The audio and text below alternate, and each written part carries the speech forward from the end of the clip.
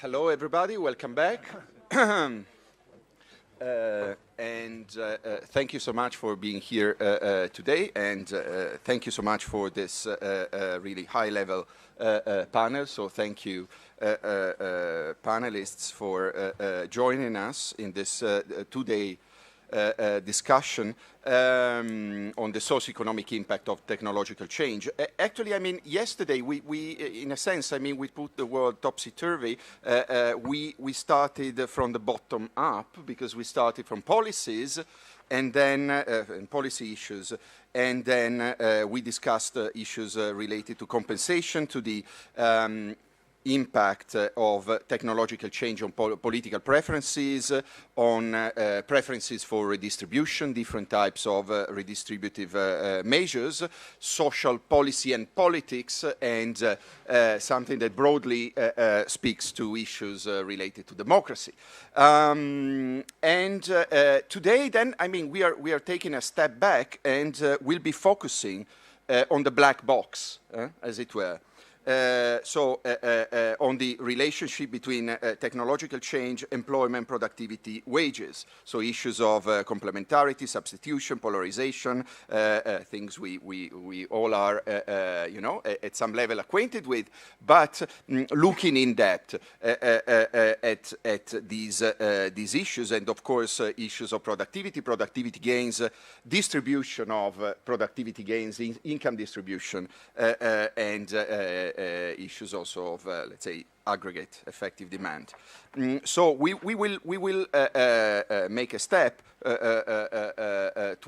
forward towards understanding mechanisms, right, and both direct and indirect effects on variables that then, you know, become intervening variables and have an impact on, in the end, on what we discussed yesterday. But we'll also be reminded by some of the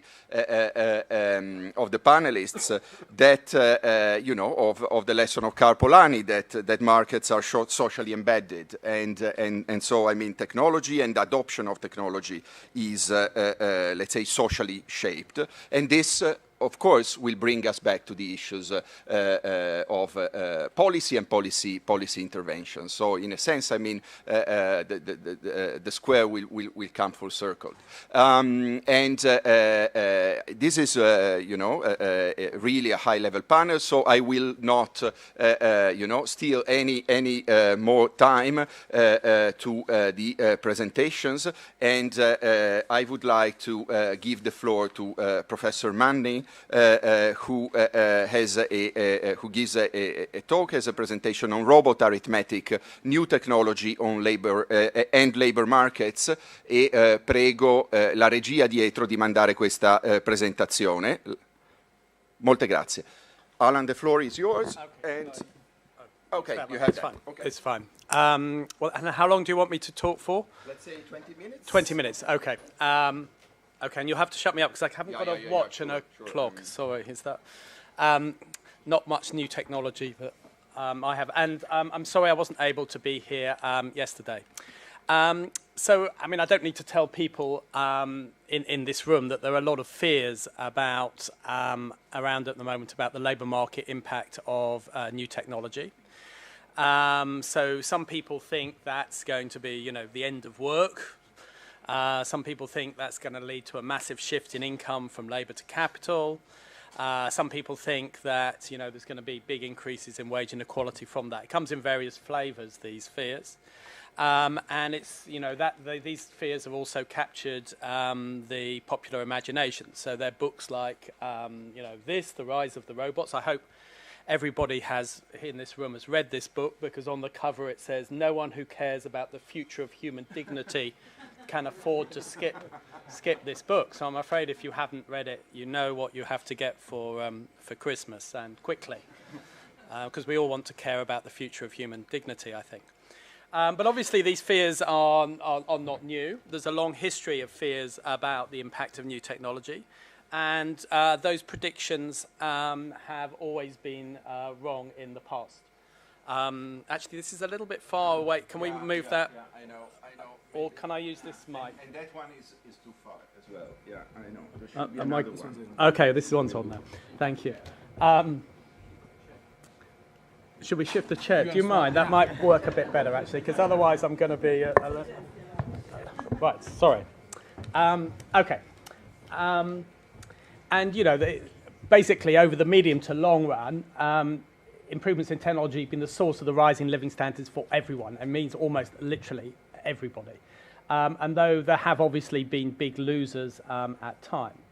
And people kind of say, well, yeah, so that's the past, and the past is not necessarily a good guide to the future, and that this time it's different. Of course, in the past, every time a new fear came around, they also said this time is different.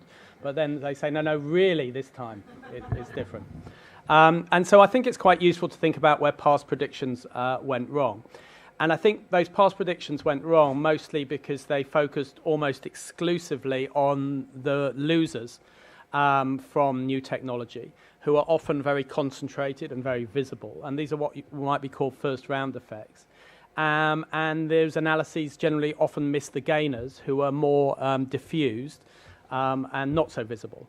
And sometimes people talk about as the gainers from new technology being just people in new jobs that spring up because of new technology. But I think it's actually important to understand that they are also dispersed across old jobs. So firms adopt new technology because it lowers costs. If the markets work reasonably well, the lower costs lead to lower prices. That means consumers have more disposable income than they had before. And then they spend that extra income on all sorts of stuff, and in doing so create demand for all sorts of workers in all sorts of other jobs.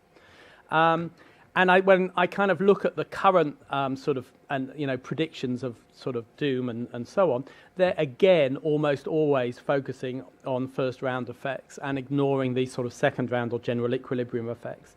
And I think that's true of both popular discussions and actually of more sort of sophisticated econometric analyses, because they normally would compare outcomes in low and impact sort of jobs or areas, that methodology can't assess aggregate impacts. And so one of the topics I want to talk today is to talk about what sort of simple models say about what those aggregate impacts are likely to be. And this is based on a paper with Francesco Caselli called Robot Arithmetic. So I'm going to start with a very simple model, and then I'll sort of come back to the assumptions. So we're going to start with just the simplest model, really: output produced by labor, capital, and technology. There's some production function. We're going to assume there's constant returns to scale. There's perfect competition. There's one type of labor. There's one type of good that can be capital or consumption good. Come back to those assumptions, but let's start from there. What do we mean by new technology? We mean that for given inputs, we can produce more output. So the derivative of the production function with respect to theta has got to be positive. Few people, probably economists, disagree with that. But it's possible to write down a form of the production function in which new technology reduces the marginal product of labor. So that would mean that for given levels of L and K, new technology means the marginal product of labor falls, the wage falls. So it's bad for workers. But the problem is that that's based an assumption that's based on assuming that labor and capital, or in particular capital, is fixed. And while that might be okay in the shortish run, it really isn't very okay in anything other than the very short run. And you get once you start endogenizing capital, things become rather different. So let's just have a simple model. The cost of capital is, the peak is just given by this formula here. So it's the interest rate, depreciation rate, and then there's a relative price of capital goods. Implicitly, there's perfectly elastic supply of capital. Again, you should think of this as a long run. Again, that seems perhaps reasonable. And then obviously, firms are going to employ capital to the point where the marginal product of capital is equal to the cost of capital. Now, what difference does that make? And the point is that makes a huge difference to your predictions. So if you think about, total labor income with constant returns to scale, competitive markets, you can write that as total output minus the payments to capital. And then if you differentiate that, you get that the impact of on wages of new technology, theta, can be written as there's the effect on the production function, there's the effect on the margin difference between the marginal product of capital and the cost of capital, multiplied by how capital responds to new technology. Now that's going to be zero if they're choosing optimally the capital level. And then you have a term which is possibly the cost of capital changes relative to the price of the consumption good. So the first term here is positive, the second term is zero, and the third term, for example, is zero if the cost of producing capital goods relative to consumption goods does not change.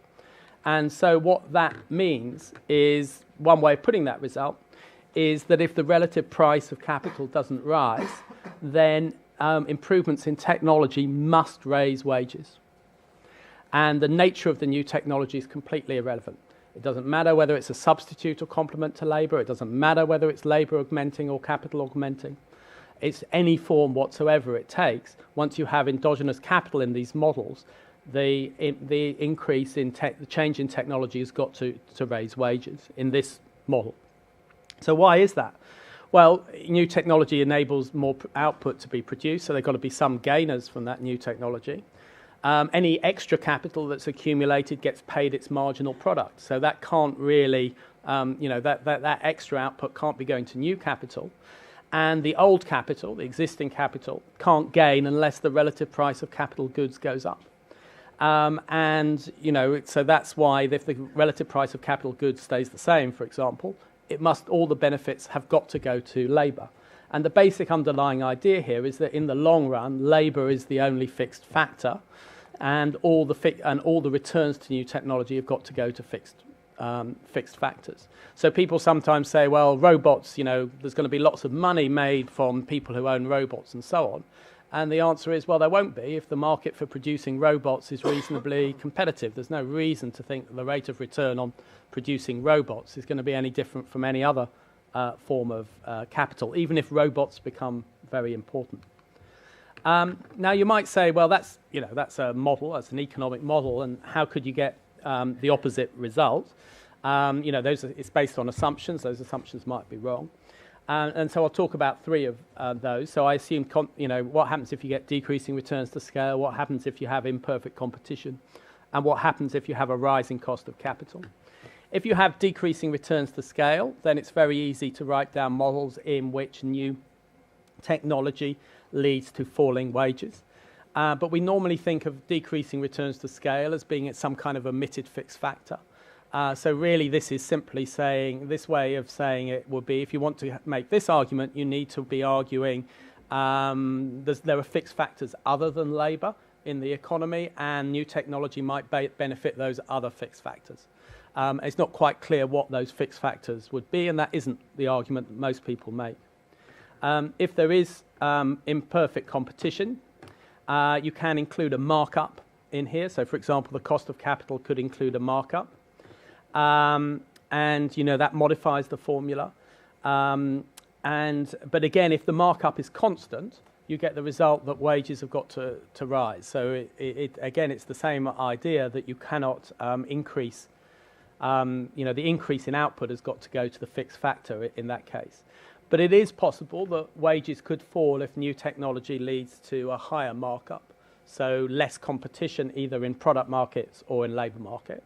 And I think there are concerns at the moment which are quite serious about the way in which new technology is affecting competition in product markets, competition in labour markets, and also there's an issue about increased privatisation of knowledge. So generally we want new technology as knowledge is a public good, and yet increasingly we seem to see that knowledge being privatised and monopolised, and that might be an issue. But again, this is a slightly different argument from the normal fears about the impacts of new technology.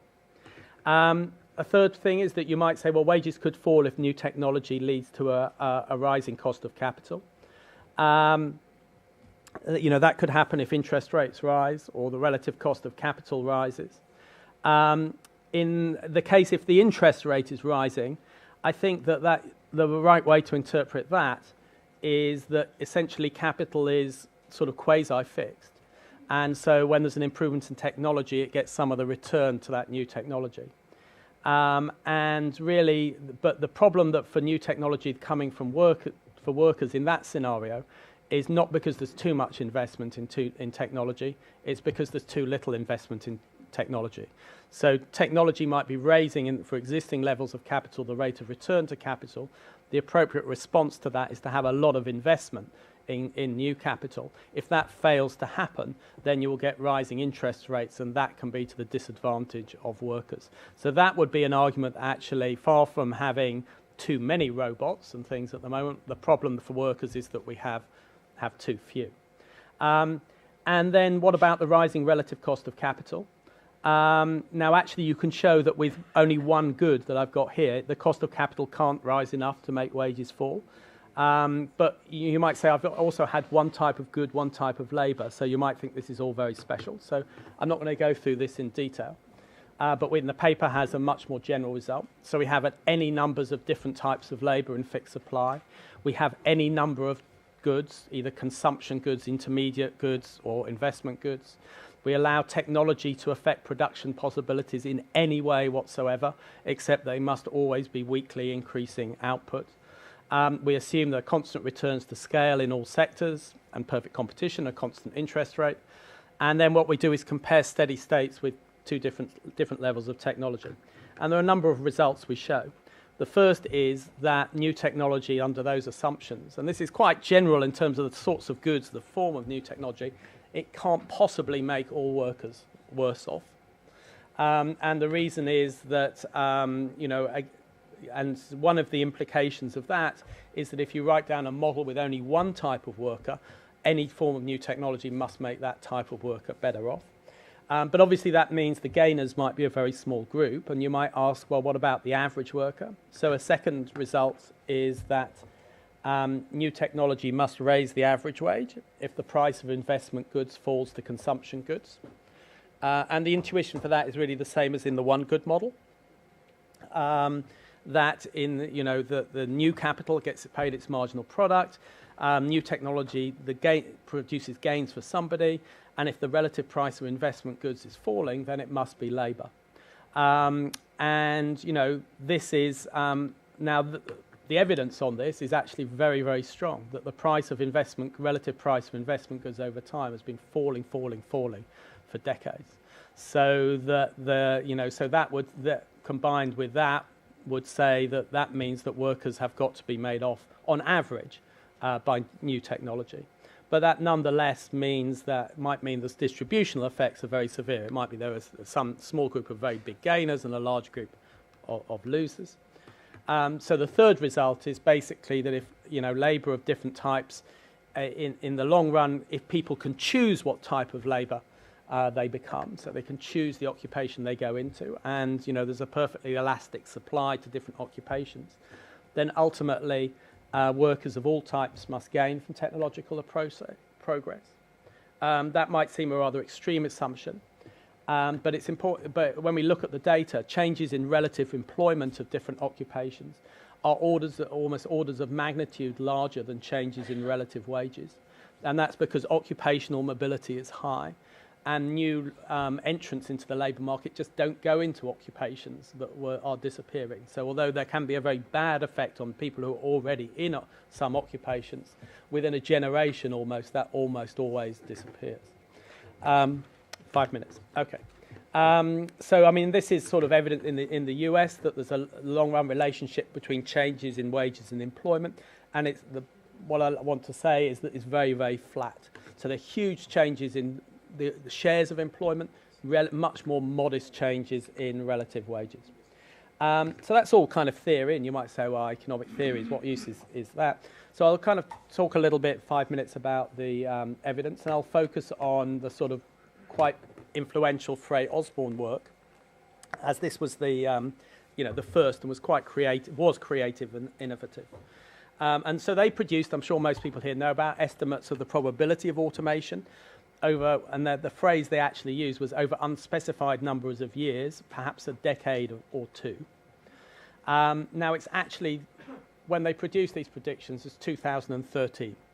So we're now 5 years into this. We're a quarter of a way through the 2 decades that they said. So it's not unreasonable to ask, are we actually seeing any of the effects that they predicted back in 2013? So what we try and do is we use the US Occupational Employment Survey to say, well, what's happening to the changes in employment over the period since the predictions? Is it correlated with their predictions on the probability of automation? And there is a significant relationship. So the occupations that they said had a higher probability of being automated are declining as a share of total employment. But the effect is really small, actually, and the explanatory power is very low. And furthermore, other bits of evidence don't really line up. So if you actually use their model of how easy it is to automate a job and look backwards and say, could it predict changes in employment prior to 2013, it's actually got a stronger relationship with the past than with the future. It also has got no relationship whatsoever with the change in wages. So in fact, the relationship with wages goes the other way. So occupations that have a higher probability of automation in the last 5 years have actually had slightly higher wage growth. And I think I'll sort of try and kind of wrap up there. So I think it's sort of, there isn't a lot of evidence that all of these fears are sort of coming to pass. And maybe I'll just sort of wrap up. So I do think that technology always has and always will lead to changes in the structure of employment. There's very little evidence for faster change now than earlier.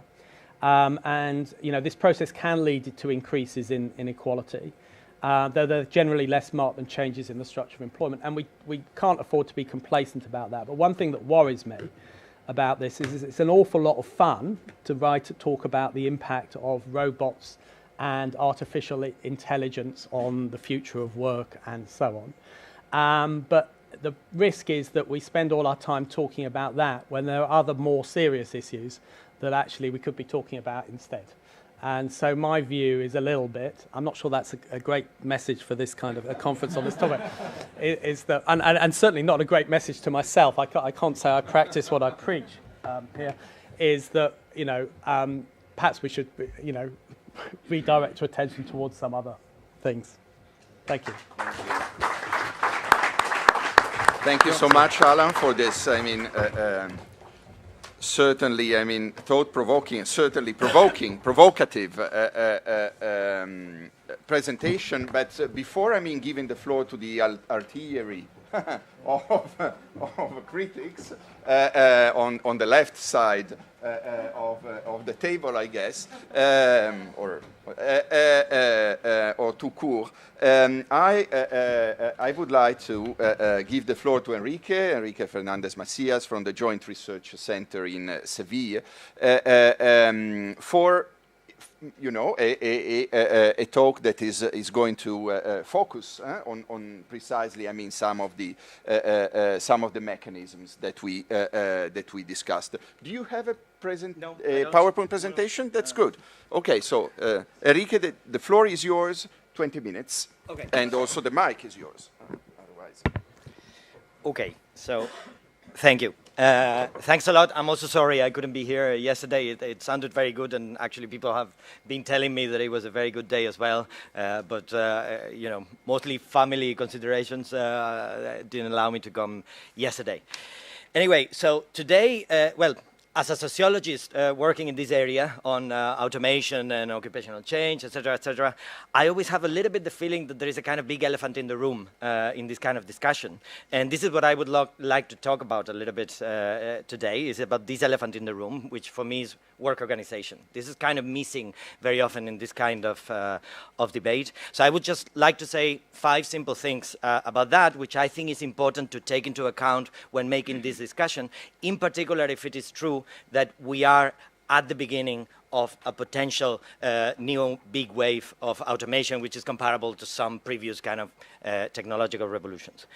The first point, which is kind of important, and people are making more and more this point, but I sometimes have a feeling that we still don't grasp entirely what it means, is that the unit of automation is tasks and not jobs.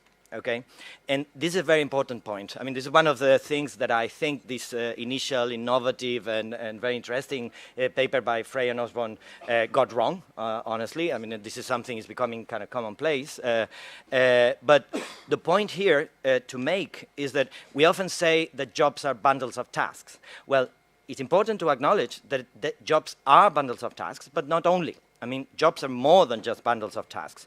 And this is because in work, the same as in the world in general, there is a very significant degree of uncertainty and indetermination in what happens in the production process.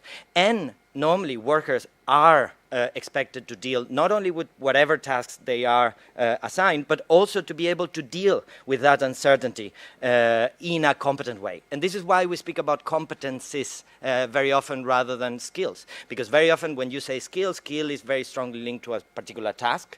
And when we say you want a skilled worker to perform whatever number of tasks, but you often want more than just a skilled worker, you want a competent one. And there, I think what you are talking about is this idea that there will be always some degree of indefinition, there will be always some degree of uncertainty, and a competent person or a competent worker is the one that is capable of dealing with that. Now, this is very important because even when we speak, if you discuss with the people doing at the forefront of artificial intelligence research, machine learning, whatever, they will always tell you that basically these techniques are becoming very, very good on narrow defined tasks. They are still very bad in terms of dealing with that indeterminacy or indefinition of the tasks themselves. And this is very important. So even in the cases, that's why, for instance, artificial intelligence is making incredible advances in terms of game playing. Game playing is the typical situation in which you have a task in which you have very predefined parameters and goals and everything, and you can become very good, and you can even, artificial intelligence is kind of teaching itself how to deal with those situations, but you have very well-defined situations to begin with. Now, until the arrival of general artificial intelligence, which is still more at the realm of science fiction than at the realm of possibility, at least in the short term. In the long term, I guess we will arrive, but in the long term, it's a different story. We really care about the short and medium term. Then machines will always need some kind of supervision by human labor, who will have to define the goals, who will have to define the tasks, who will have to supervise them, and who will have to deal with the uncertainty that happens in the real world. And in that sense, if we speak in strict terms, that means that all machines, all automation is complementary in a very fundamental way to human labor rather than substitutive in that sense. If you speak about specific tasks, you can speak about substitution, but not in terms of human labor in general. So that's my first point. Second point here is that work organization is a very important determinant of the automation of work. And here, coming back with what I was saying before, this idea that jobs require more or less competence, autonomy, etc. Now, the extent to which that is true depends on the particular labor process that you're talking about, okay? And there are forms of work organization that try explicitly to reduce the amount of uncertainty and indefinition in work processes in order to increase the managerial control of the labor process, and also in order to be able to employ workers with lower qualifications. Okay, so this has some benefits, and the typical historical example would be Taylorism, Fordism, forms of work organization, which involved that sort of process. So by a very, very detailed division of tasks, by a standardization of processes, by a routinization of the work process, and by centralization of control, it managed to reduce jobs effectively to bundles of tasks. So it's in a Tayloristic environment in which you can say probably that jobs are very close to that idea of pure bundles of predefined tasks. And in that sense, because of what I was saying before, it's those types of jobs, it's jobs that have been organized to begin with in such a particular way that can be easily automated. Okay? So there is always a historical precedent, which is work organization, when you look at actually historical examples of large-scale automation. And this is, again, something very important, because if we want to talk about a new wave of automation, we also should talk about how work organization is or is not preparing for that, because that's a necessary requirement. So that's my second point. Then third point here, and moving in that direction that I was saying right now. So if we need to talk about what would be future waves of automation, what we have to start talking is about what is the effect of these digital technologies on work organization. Not on automation directly. I mean, you're jumping one step by talking that way. What is the impact of digital technologies on work organization? Well, there is a big impact, very big impact in that sense. And this is something that we have to take into account. I would say that at least there are two important ways in which they are having a very big impact already. First, the digitization of the production process in itself, and this means the use of all types of digital devices to generate loads of real-time information on everything that happens in the workplace, and with the capacity to analyze that again in real time, etc. This is increasing enormously the intelligence on the production process. But, and then it allows to optimize it in many ways. But it is also a factor that increases enormously the capacity to control the process. Okay? And it can reduce very significantly the importance, again, of autonomy and competence that I was saying before in the production process. And the second way in which it's already having a big impact is in the use of algorithms, very often algorithms with an important artificial intelligence component in the organization of labor. Okay? An extreme case here is digital labor platforms. Digital labor platforms, what they are using is forms. There are people that are talking about algorithmic management. And this is more or less the idea. The idea, you use algorithms to control labor processes, and that allows just the technical feasibility of control is enormously bigger using these sorts of algorithms than if you have direct control by actual people. And so what do these trends mean? What these trends mean is that some of these forms of work organization that I was mentioning before, some of these extreme division of tasks, of jobs into very, very precise tasks that are actually bought and sold separately.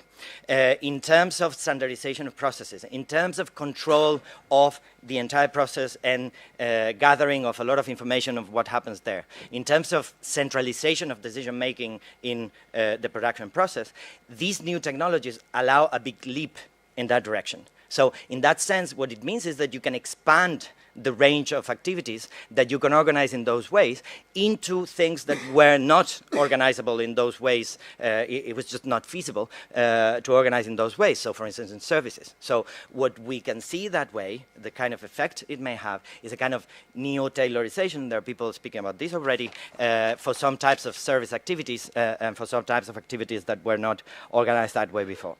And this expands. Again, if what I was saying before is true, what we are doing, therefore, indirectly, is expanding the range of automation. Okay, it's expanding the possibilities of automation in the medium run.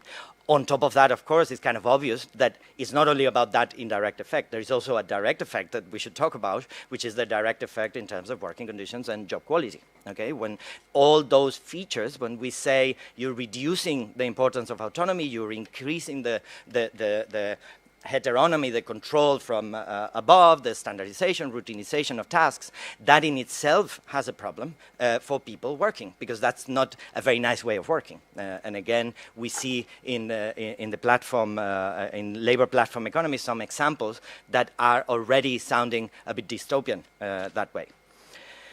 So perhaps a good illustration here for this is some work that I have been doing with some colleagues from Eurofound. Martina here, Martina Bisello, will speak more about that later today, I think. But a good illustration perhaps of the paradoxical effect that digital technologies can have on work and employment is a study that we did in which we found that on the one hand, digital technologies are, as you see in the overall literature, and there's some consensus that they can replace routine tasks, and therefore they can reduce the amount of labor in occupations requiring a lot of routine tasks. So there is a compositional decline in routine types of occupations. But simultaneously, what we found, and we found this doing a relatively simple analysis of the European Working Conditions Survey, which has been done for more than 2 decades now, and it's been measuring the conditions of work and work organization for a long time now. So you can see how actually tasks are changing within jobs. So not only the compositional change, which is what most people talk about, is whether jobs with more or less routine content grow or decline, but actually what about the actual level of routine in the job? If you look at the actual level of routine in the job, very surprisingly, and we kind of surprise ourselves, what you see is that it's actually slowly but consistently increasing over time. Okay? And what we found, the argument that we make, and again, Martina will be more detailed later today, is that it's actually the same types of digital tools that enable this sort of automation of routine tasks. Simultaneously, they facilitate a further routinization of all types of jobs. And it's the same kind of idea that I was mentioning before, because it's actually in jobs that were not particularly routine to begin with. So we're talking about professional occupations in health, education, etc., where you see a large increase in the reported levels of repetitiveness and standardization of work. And you may have kind of anecdotal evidence on that. I've been working on research now for also almost 2 decades now, and you can tell, I remember many, many years ago when I started researching in the University of Salamanca at the time, it was much more autonomous as a form of work organization, the research itself, than it is nowadays. We have a massive proliferation of forms, benchmarks, etc., even in the education, even in research, which is the ultimate kind of creative type of occupation, and this does increase the amount of repetitiveness and standardization of my work. I don't know about you, but certainly this is something that is easy to find in most cases. You find the same thing, for instance, for doctors in the health sector. You find similar things in finance, for instance. There is quite a significant increase in the reported levels of repetitiveness and standardization. So this is something that, again, it's important to take into account. Computers and digital technologies both require and facilitate the standardization of work processes. And then my final point, and becoming a little bit more political in that sense,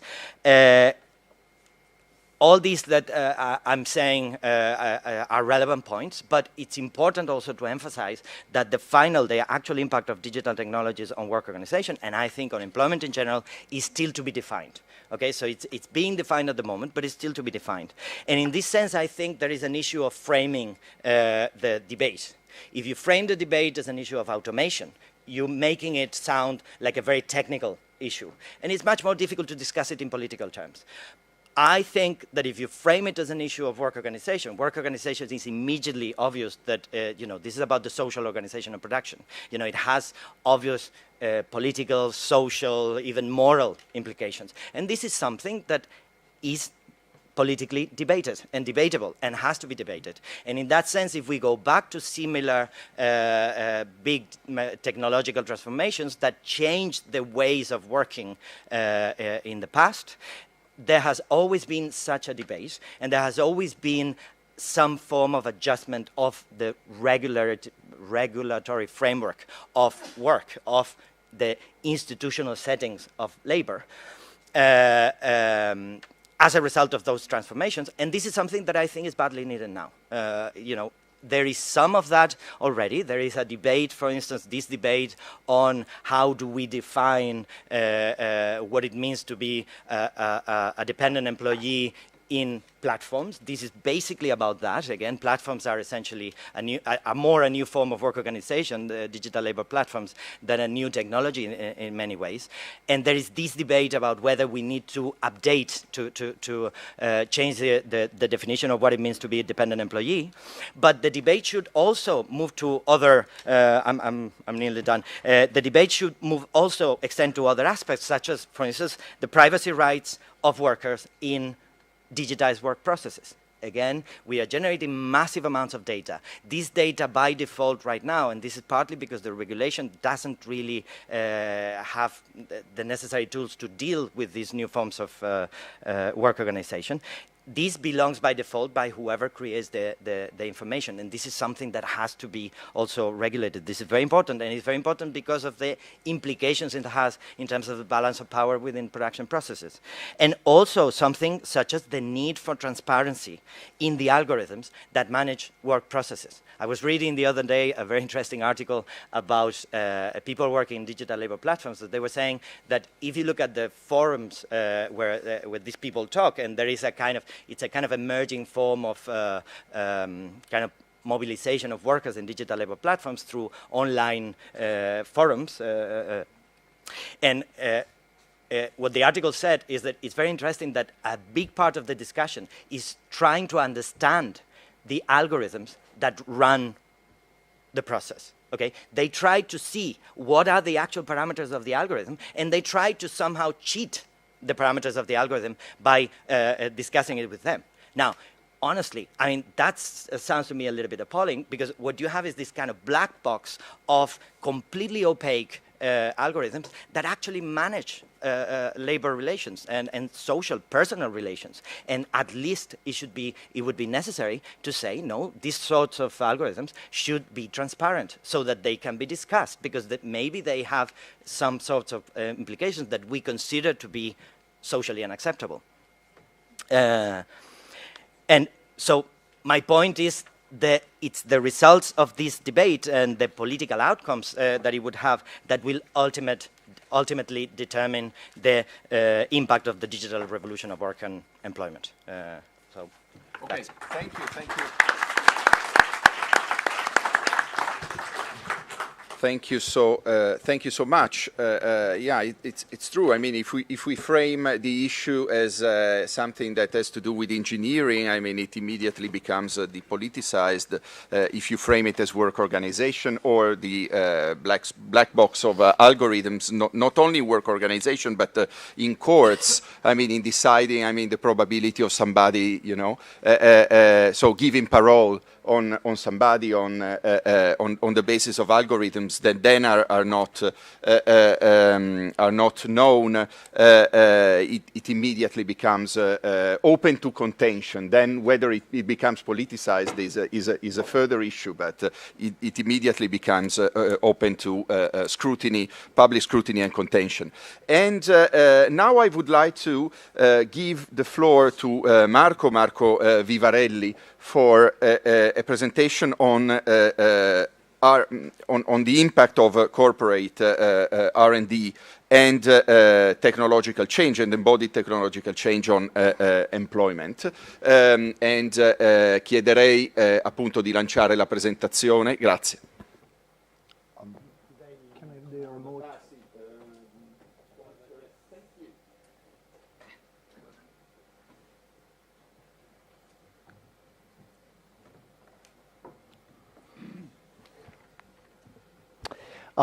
Thank you very much for the invitation. Also have to apologize not to be here yesterday, but I was involved in a UNIDO workshop exactly on this kind of topic. Their next report will be about smart factory and then dealing with robots and artificial intelligence. This was painted by Fernand Léger about 1 century ago, 1917 precisely. And as you can see, here you have robots playing cards. That is a quite complex task.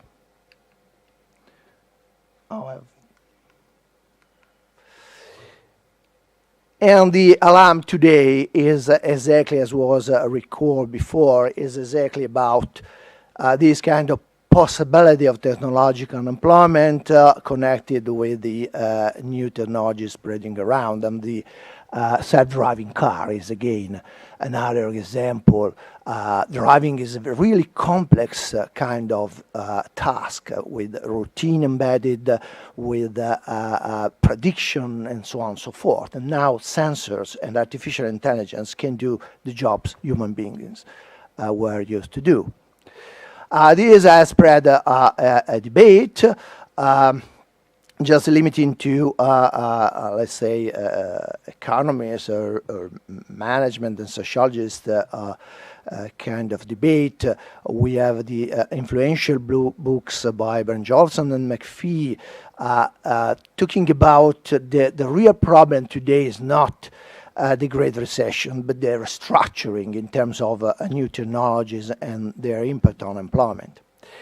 They already discuss and criticize article by Frank Osborne that was actually published as a working paper in 2013, and just last year in Technological Forecasting and Social Change published as an article, predict almost 50% of job losses due to new technologies, including very, very cognitive skills, as in health services, accountancy, blue-collar cognitive tasks. This is the more pessimistic prediction. Then other scholars and organizations made similar exercises. The most optimistic is the OECD forecast that say about a labor saving effect of about 9%.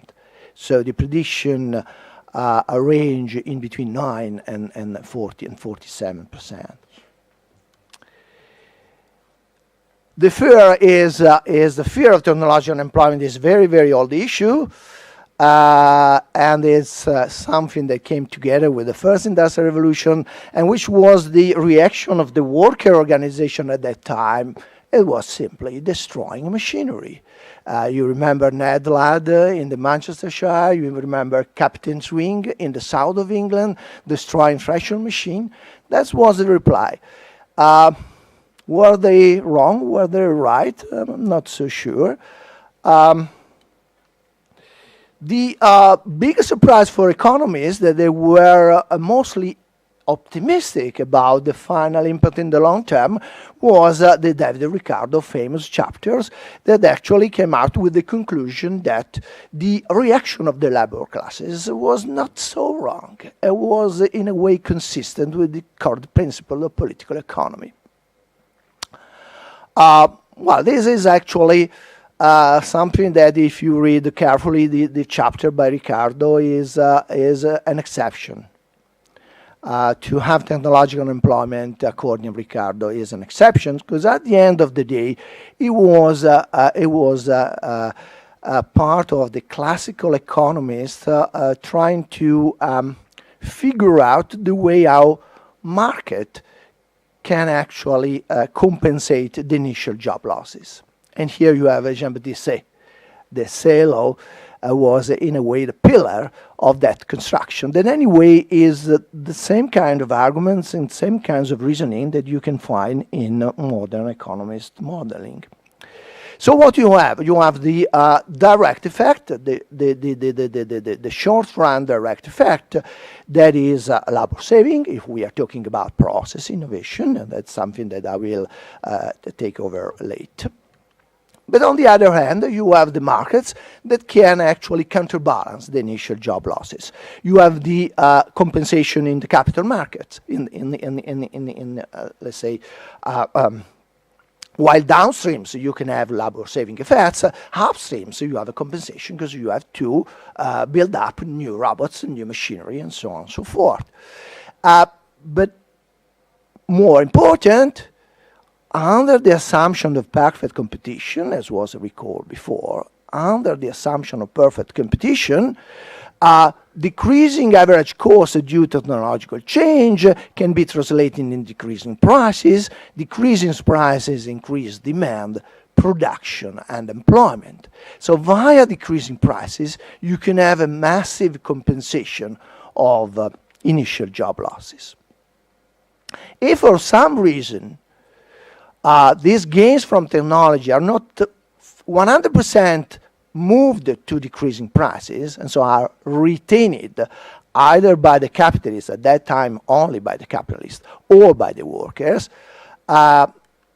again, no problem according to the mainstream economics kind of view. Why? Because new profits due to technological change that are retained by the investors can be reinvested, so you have an increase in investments, and you have an increase in demand, an increase in production, an increase in demand for labor, and increase finally in employment. Finally, later on, Wicksell was the first one, but then John Hicks and all the labor economists today, they also believe in a kind of compensation within the partial equilibrium of the labor market. So if you still have some kind of technological unemployment due to technological change, this should drive decreasing wages and on the labor demand, an increased demand for labor. That is the paradise, the optimistic view. That is the common wisdom among economists even today. One of the mentors of the economics of innovation, Chris Freeman, was actually saying that according to mainstream economists, there is no possibility of technological unemployment. At worst, unemployment can be temporary, but with efficiently operating labor and capital markets, so all the mechanisms that just show you in a nutshell, there is no basic economic problem arising from the introduction of new technology. So in the long terms, you have a full employment. It was critical, very critical about this kind of view. Indeed, if we come back to Karl Marx on the left and John Maynard Keynes on the right, all these construction has some problems, or at least some key parameters that should be estimated. So starting from the first mechanism, okay, in the capital goods sectors, you have possibility to compensate in terms of labor. But there could be a problem. There could be a problem because, first of all, if you want to be profitable, you can compensate the same amount of labor that you save downstream. Otherwise, you don't have any kind of profitability at the aggregate level. And that was a critique even made by Marx in Das Kapital, chapter 13 of the first volume. On top of that, process innovation are spread around in the capital goods sector. So robots are actually building up robots. And so you have a kind of chicken and egg problems, and you go back, but you still have process innovation. And finally, scrapping. Most of new technologies are not introduced through additional investment, but just through scrapping. If you have scrapping, if you just substitute this microphone, this computer with newer one, you just get rid of the oldest vintages, and you substitute with new vintages. You don't have any compensation in the capital goods sector, because that people that was actually building up the new, the older devices now build up the new devices. This kind of mechanism is not so popular today. It's very popular, the compensation to decreasing prices. And here again, at least the three perspectives should be taken into account. First of all, the very first effect in terms of demand, if you go out of the partial equilibrium view of a labor economist, is a decrease in demand. Because all people are actually losing their jobs, they don't have any income anymore, they don't have any purchasing power. So first of all, you have the demand curve shifting on the left. And then maybe you go down because of decreasing prices. Of course, demand elasticity is a key parameter. If the demand elasticity is less than 1, you can have some problem. So a compensation could be partial. And finally, we are not believing anymore after Keynes in say law. And so decreasing prices, especially if you think about business-to-business relationships and investment demand, are not by itself enough to increase demand. If you take into account expectation, investor can actually wait. And even with investment prices going down, investor can actually wait if the expectations are gloomy, as was the case until a few years ago because of recession, with the quantitative easing, with negative interest rates, with the falling prices of investments. There was no investments around Europe. So at least some kind of grain of salt should be used in believing in this kind of framework. On the other hand, the investment via new investments, again, you have the problem. Profits are maybe a necessary but not a sufficient condition to assure investments. Expectations are important. So again, if you gain profits because of technological change, you can hoard it, you can buy a yacht, you can do offshoring investments. I mean, it's not necessarily guaranteed that you invest. And if you do invest, actually investments is a way to embody new technology and process innovation, so you start again with the story. And finally, about the wage elasticity and the rate of substitution between capital and labor. Again, this kind of mechanism through the demand for labor should be weighted by the estimates of these key parameters. So overall, I'm not an answer. I'm not so black and white. I don't think that some people are actually wrong and doing mistakes and some others are right. I'm not so sure. And I'm not so sure that past evidence, historical evidence, is actually telling us a story of compensation and full employment in the long term.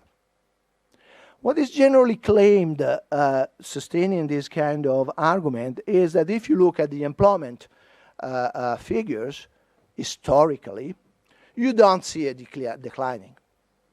If you look at the employment, overall employment in UK at the beginning of the 20th century, and if you look at the end of the 20th century, it's about the same figures. Of course, with up and down because of cyclical reason, but it's more or less the same. And the same as in Italy, the same as other countries. Maybe in the US you have, because of migration and so on, you have an increase and so on and so forth. Well, is this an historical long-term proof that you don't have any kind of labor-saving effect in the long term? I don't think so. I don't think so. If you take into account the average working hours in the Western world at the beginning of the 20th century was about 3,000 hours per year per worker. If you make the same estimation at the end of the century, it was about 1,700 hours per annum per worker. So overall in the centuries, you have a decrease in working hours of about 50%. So the real compensation mechanism was not the market one, was institutional. Because of the reduction of working time, we still keep the same amount of employment overall in the long terms. Otherwise, we would have been massive technological employment, about 50%. Anyway, economists, they are not historians. They do with the short terms, both in theory and in empirical studies. Now I shift to the empirical studies because I believe that from the theory we have an open kind of framework. We cannot believe ex ante in compensation. We cannot be pessimistic ex ante. We have to look at the data. There is a growing literature on this. Here the shift is more on the macro side, and this is in a way a loss in terms of overall framework, but is again in terms of grasp of the data and in terms of the econometrics. Most of the previous literature, including some work of mine, are actually showing again at the macro level and in the short, medium terms, a positive impact of technologies overall. And we will see why and how in the remaining 5 minutes. Positive, but very small, and to be qualified. Here, a view for the empirical analysis, a kind of guidelines for empirical analysis. First of all, process and product innovation, that's important. All the discussion I presented so far is actually dealing with process innovation and possible compensation. Process innovation with a labor-saving effect, possible compensation, possible problems in compensation mechanisms. But we have to take into account product innovation, and product innovation are generally labor-friendly. There are some kind of displacement of older products in comparison of newer products in comparison of older products, but the net effect is generally positive. So in terms of data, you have to take into account these two phases of technological change, with R&D that is more related to product innovation, job creation, and the body technological change, that means new vintages of machinery, that is the Ricardo way to look at the problem, that is more related to process innovation and job destruction. The empirical test that I will briefly summarize is based on the Spanish data, a longitudinal database, where we have all the information about investments and technologies and innovation. Particularly what we have, and this is a novelty of these studies, we have information not only about R&D, that, as I said before, is more related to product innovation and probably having a job creation effect, but also data on expenditure in innovative machinery, that is exactly the embodied technological change. New machinery, including robots. Unfortunately, the survey cannot allow to single out robots. So robots are there, but they are a subsample of what I measure. Specification has to be dynamic. Employment is a typical example of a very sticky and autoregressive kind of trend. So you have to have the lag-dependent variable on the left, and then according to a standard labor demand equation, you have output here proxied by value added, wages, and gross investments, and then is a kind of added the production function, added with a technological variable.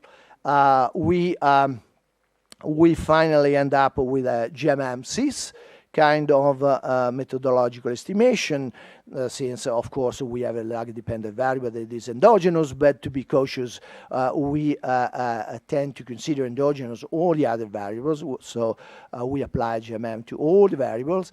And GMM-CIS, because we have a very, very persistent time series, and the cross-sectional variability is dominant. Well, I skipped the data. The data is quite used by researchers because it's a very, very good database and not too expensive. These are the variables used, and so the key variables are the R&D and the embodied technological change, that the expenditures is in innovative machinery and equipment. Going to the results, I hope you can see. Well, it's can you see? No, it's difficult. Anyway, I can summarize for you. The standard control are behaving as expected, so you have a very, very autoregressive kind of process with a lagged employment that is 0.9, very significant. Value added is positive as expected, while the cost of labor is negative as expected, so consistent with the traditional demand for labor. Investment in physical capital is a little bit puzzling, it's positive, but not so significant. The key variable, embodied technological change and R&D, are overall not significant. Sectoral damages, time damages are included, and the control, the diagnostic are good. So overall, it seems to be that compensation is working. So you don't have any kind of overall impact of the two variables. The interesting stuff, here are the results. So negative for embodied technology change and positive for R&D, but not significant. However, if, according to the literature and previous results, we split the sample in between high-tech and low-tech, here comes an interesting result.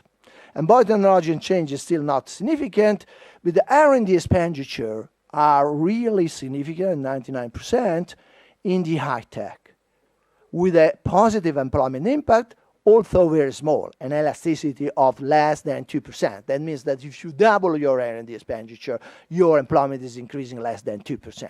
Anyway, positive and significant, probably related to product innovation. Is this expected? Not so much. According to the usual way economists look at the decreasing returns of investments, in the high tech you have very high level of R&D and very high level of stock of R&D. So you should expect at least, if any, a negative aspect. this seems that at least in Spain in this period, that anyway is quite recent, we are still have increasing returns in terms of the employment impact. If we split according to firm size, we actually get no significant impact of R&D. Small and medium enterprises are not very smart in R&D. They do few R&D and probably not very effective. But embodied technological change is significantly labor saving. So here's some fear of technological employment emerge.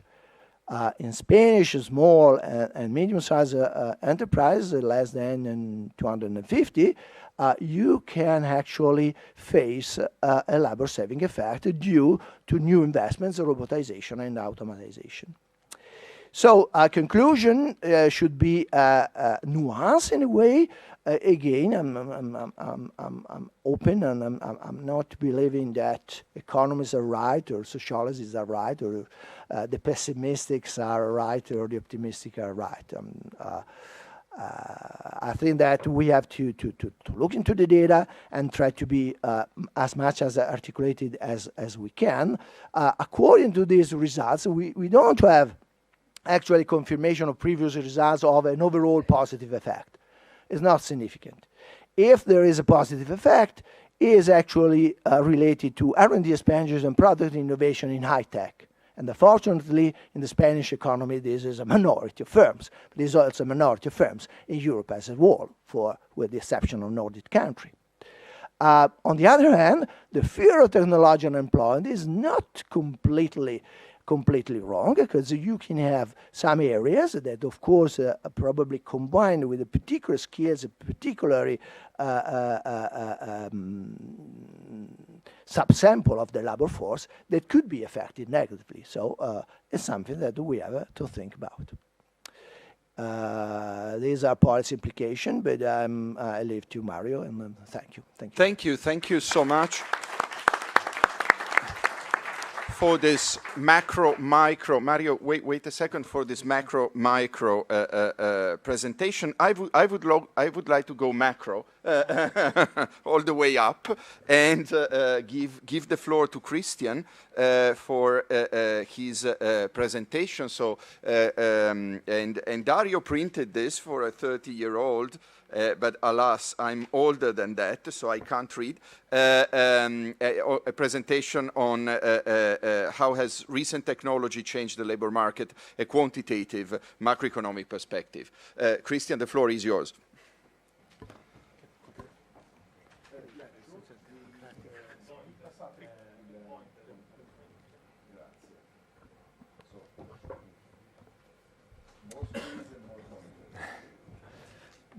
First of all, thanks for having me out. These conversations we've had today and yesterday have been very interesting, and I've enjoyed being a part of them.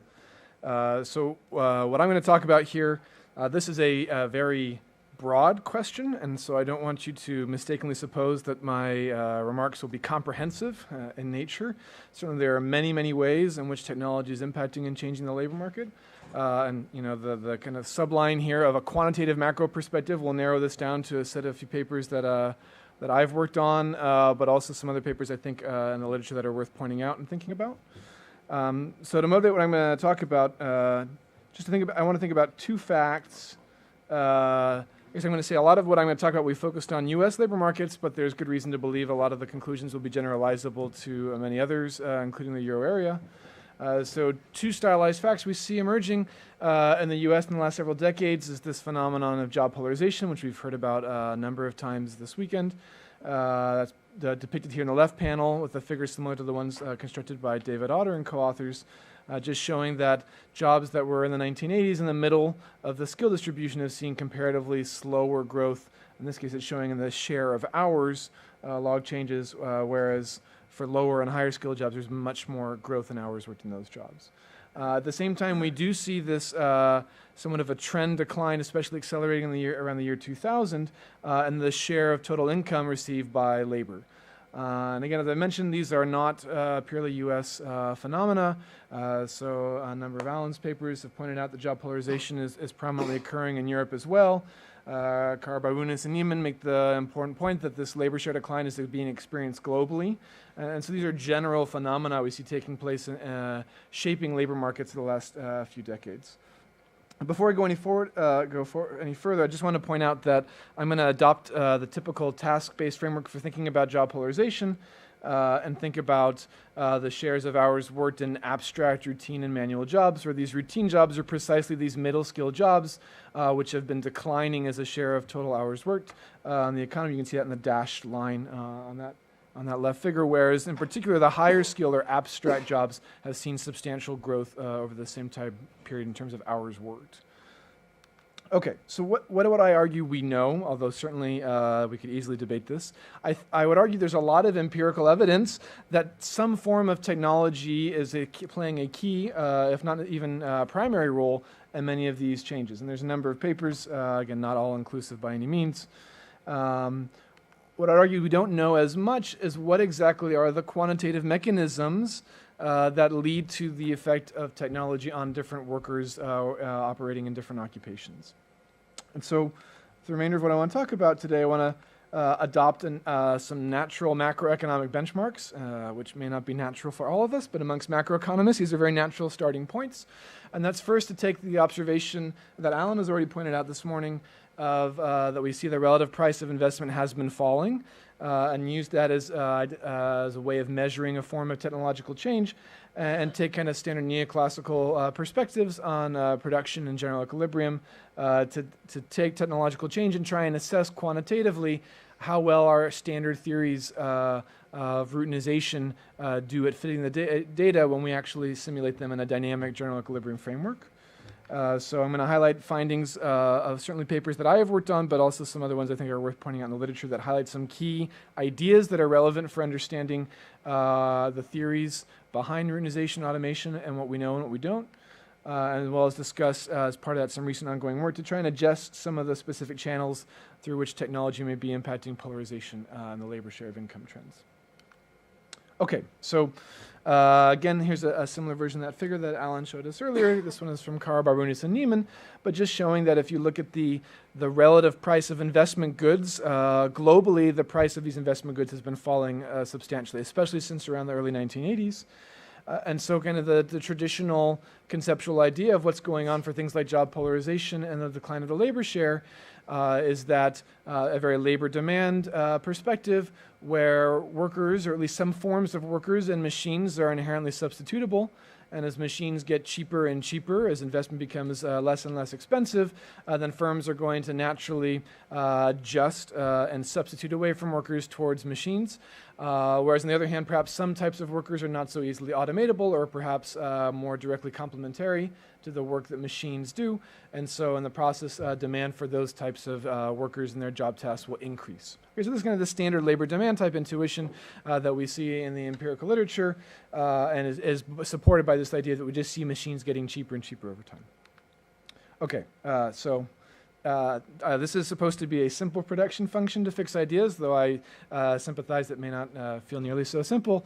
But all of the action here is going on inside of the brackets. So we can think about this L and R representing the amount of work being done by non-routine workers. And in contrast, deeper inside this nested CES production structure, we have LR representing the work done by routine workers, and importantly, M machines. And these are combined in a standard constant elasticity of substitution production framework, where the typical intuition of the routinization hypothesis is that this gamma R is going to be bigger than 1, and thus they're going to have gross substitutability between machines and workers. So again, exactly that intuition that machines get cheaper, we substitute from workers to machines, whereas these non-routine workers have a different elasticity of substitution with the bundle of production from routine workers and machines, and we typically tend to think that's at least comparatively more complementary to this. And so the typical intuition is the price of machines falls, you substitute away from routine workers, you substitute towards non-routine workers, the standard job polarization story, which also with the decline of routine workers can generate this decline in the labor share of income overall. Okay, I promise I'm just going to have one more thing. Oh, well, this is mostly the end of the technical details and stuff going on under the hood. But the simple way to ask in this framework is, if the price of machines, denoted here by PM, is to fall, how is that going to impact the share of work being done in routine jobs, denoted SR, and the labor share of income, denoted LSH for short here.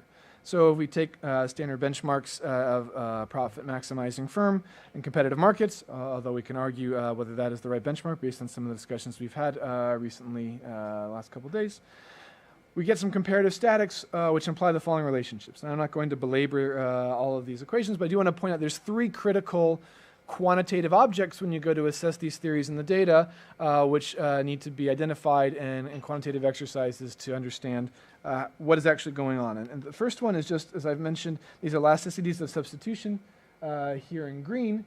You can see that the key question for whether or not the share of routine workers will fall when the price of machines fall is whether or not routine workers are comparatively more substitutable with machines than these non-routine workers. All right, and our intuition is that's exactly what's going on. So this gamma R is bigger, perhaps substantially bigger than gamma NR. But there is a tension when you go to think about the labor share of income because the responsiveness of the amount of income workers are receiving to a change in the price of machines depends on this weighted average of these two elasticities. And in fact, what we see is that as we see more and more income being earned by machines instead of workers, that's going to actually create more and more of the workforce concentrated in these non-routine jobs, which are inherently more complementary to machines. And so what you might expect potentially is that the relationship between the labor share of income and the price of machines could flip at some point and actually get to the point where as a whole, labor is more complementary with machines, and so the labor share of income could potentially rise. And this introduces some potential tensions when you go to the quantitative work. The second key quantitative object is perhaps more intuitive, just how much income are we paying to machines, period? How big a part of the economy is this? There's the famous debates about the IT paradox, that simply just IT composes such a small fraction of the economy. Can we really believe that its impacts on the aggregate and all of these big trends we see are really that big?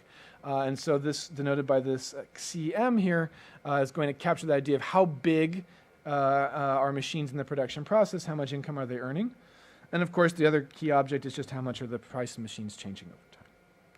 Okay, so a recent paper came out this year by Maya Eden and Paul Gagel, takes a version of this framework to study the decline of the labor share in the United States. And they show that, consistent with some of the empirical findings, that routine bias technical change can account for 50% of the decline of the labor share in the U.S. And these are the simulated figures they get here, the black thin line showing the actual labor share decline, and their solid blue kind of their primary result. A key caveat of their analysis is that they actually find this typical intuition that machines replace routine workers. The model doesn't work. It turns out you can't calibrate the model to match the data if you assume that particular form. You actually have to assume the opposite, some form of capital skill complementarity, where actually machines directly interface with higher skilled workers, and as a result, augment their productivity more as a first order effect as opposed to substituting away from routine workers. Okay, a slightly more pessimistic perspective has been put forth in recent work by Matthias Cortez, Nir Hemovic, and Henry Su. This came out on the JME last year. And they're going to study kind of a similar type of framework, a generalized neoclassical production technology. They're going to do things a little bit different. They're going to study movements in quantities of machines as opposed to their prices, but otherwise, in spirit, the exercises are similar. And they're going to assess how much of the change in the quantity of machines can account for the job polarization we see in the United States. So they get a fairly large increase on the number of machines, percent change in machines, they estimate. The key hindrance to their findings are going to be, they show, as I mentioned before, that the amount of income that machines earn is very, very small. And so as a result, their role in the production process overall is very tiny. And so when they go to estimate, actually that's, ignore that, gamma R, that's incorrect. All they can get is only about 10% of observed changes in polarization can be accounted for quantitatively by changes in the amount of machines in the economy. And the intuition is just machines account for so little of aggregate activity that we can't see even a large increase in them having that big of an impact on the economy. They would argue to exactly match the observed polarization, you have to see a massively larger amount of the increase in machines than what we see to get the result in this kind of standard neoclassical framework. There's some question about how sensitive these results are to using the quantities versus prices and the nature of the aggregation of the capital stock they consider, which Eden and Gagel have a working paper following up on. But they're fairly pessimistic that kind of a standard intuition that we use in motivating our empirical research, that just workers substitute, firms substitute from workers to machines, is really able to capture the quantitative patterns we see in the data. So now I want to talk a little bit about my paper in this regard. And so one of the key differences that I'm going to take relative to the existing papers in the literature is I'm going to think separately about those non-routine workers who are high skill or high ability, generally college educated, versus those that are lower skill in nature. And so suffice it to say that production function is going to split out those two types of workers separately and consider the patterns in the data for them independently. And the key idea here is just kind of take a very data-driven exercise. I'm going to measure the relevant parameters that I can from the data. And then when you come to the matter of how do we deal with these elasticities of substitution, I'm going to say let's be as generous as possible to the technology hypothesis. Let's pick elasticity parameters that allow us to fit exactly the trends in job polarization and the trends in the labor share of income for an early subsample of the data, say the 1980s. And then see if those particular variables are, first of all, reasonable, the values of those parameters are reasonable, as well as if they can fit the subsequent decades of what we see, so the 1990s, the 2000s, and beyond. So it's going to be done in general equilibrium. As I'll mention in a moment, actually doesn't really matter what supply side framework you put in there, whether you have endogenous occupational choice or just kind of a representative household. Those are the labor supply side of the story here is not going to factor very big in whether or not this theory can account for what we see in the data. Okay, so here are the primary findings. So on the left panel, you see trends in hours worked in each of the three types of jobs, these abstract, routine, and manual jobs. So abstract in the darkest line, routine in that kind of slightly faded dark line, and then manual is the gray line there. The solid lines are the data, and the dashed lines are what the model predicts. And what you see is even allowing the model to fit the patterns we see into the 1980s, for which it provides a reasonable fit in these trends, the model substantially overpredicts the amount of polarization we'd see in the subsequent decades. In particular, it substantially overpredicts the increase in high-skill work. So in the US, we've seen much less of an increase in high-skill work than the model would predict. Correspondingly, because the model predicts so much of an increase in high-skill work, there's so much fewer automatable jobs left that as a result, further increases in the price of machines are raising the labor share of income after the year 2000. This is exactly the opposite of the acceleration we see occurring over this period of time. And again, this is robust to, you can, I use all equipment for this, but you can just focus on information and communications technologies. You can add whatever you want on the household side of the model.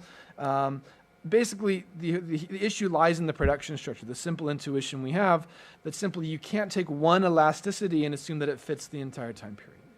What we're implicitly saying is if you want the technology hypothesis to fit the data, that elasticity has to be fundamentally varying over time, which kind of raises the question of what might be leading to variation in that elasticity. On the other hand, you might argue maybe we don't measure the price of machines very accurately. There's a lot of tricky thorns and weeds in measuring capital and its price.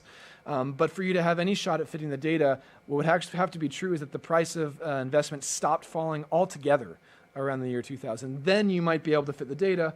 That's completely at odds with the mismeasurement literature, which says, if anything, the price of investment might be falling faster than we get in the data. So the punchline here is it's just very hard to make kind of the simple complementarity, substitutability story fit the data if you take it in this, take it very serious in this quantitative approach.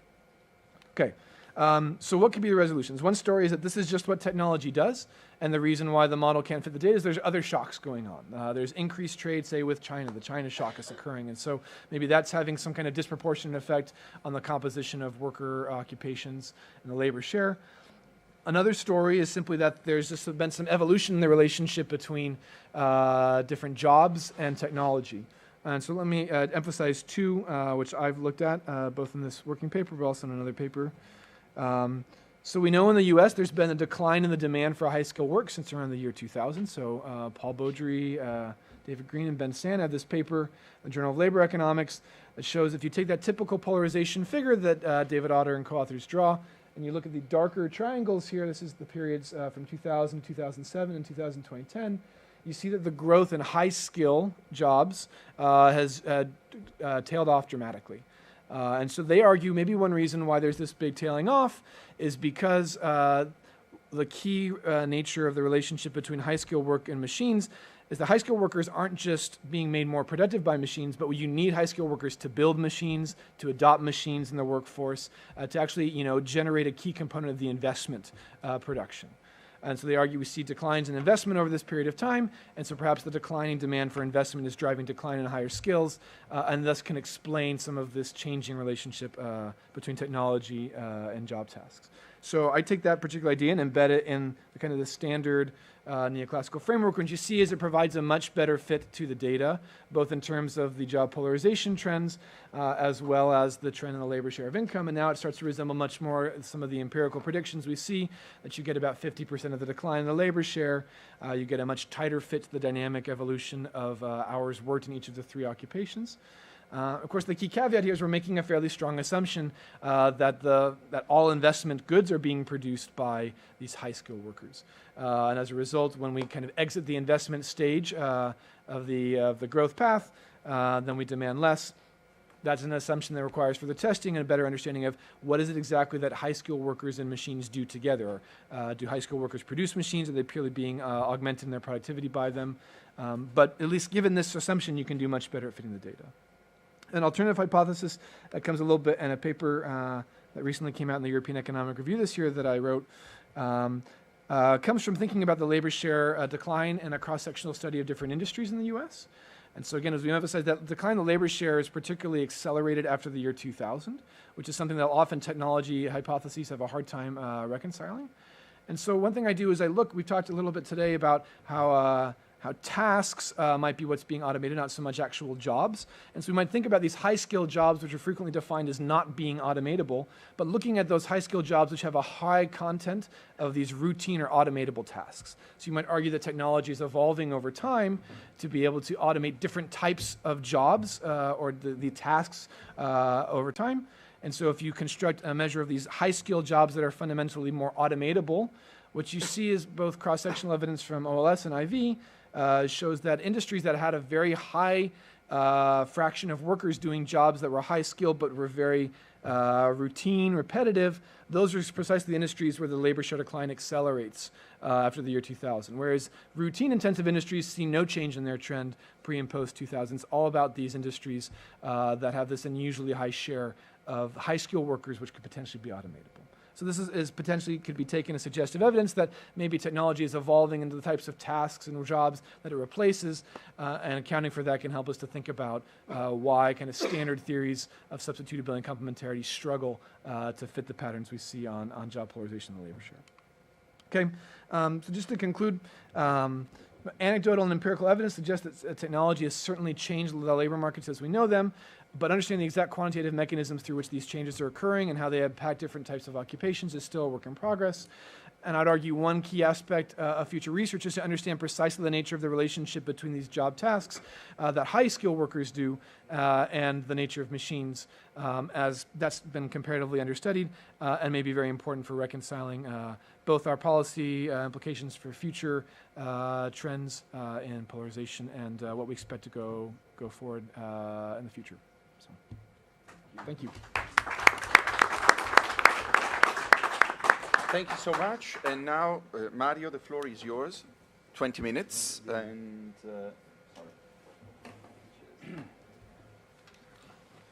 okay. La presentazione, per favore. Grazie. Thank you very much, Stefano, for organizing this great opportunity with the intense activities of INAPP in exploring the different approaches and challenges that the connection between technological change and employment opens up in the current context. Being the last of the panel, I can link up with some of the arguments. I summarize a long-term research activity with many colleagues that have focused on the technology, employment, and wage relationships. We can come back to that if you're interested.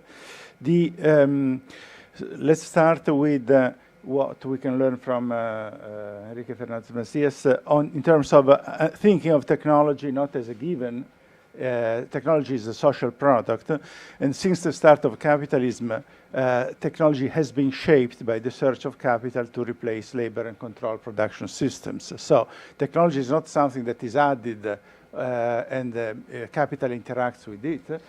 Technology takes the shape that capital wants it in order to define particular models of a work organization.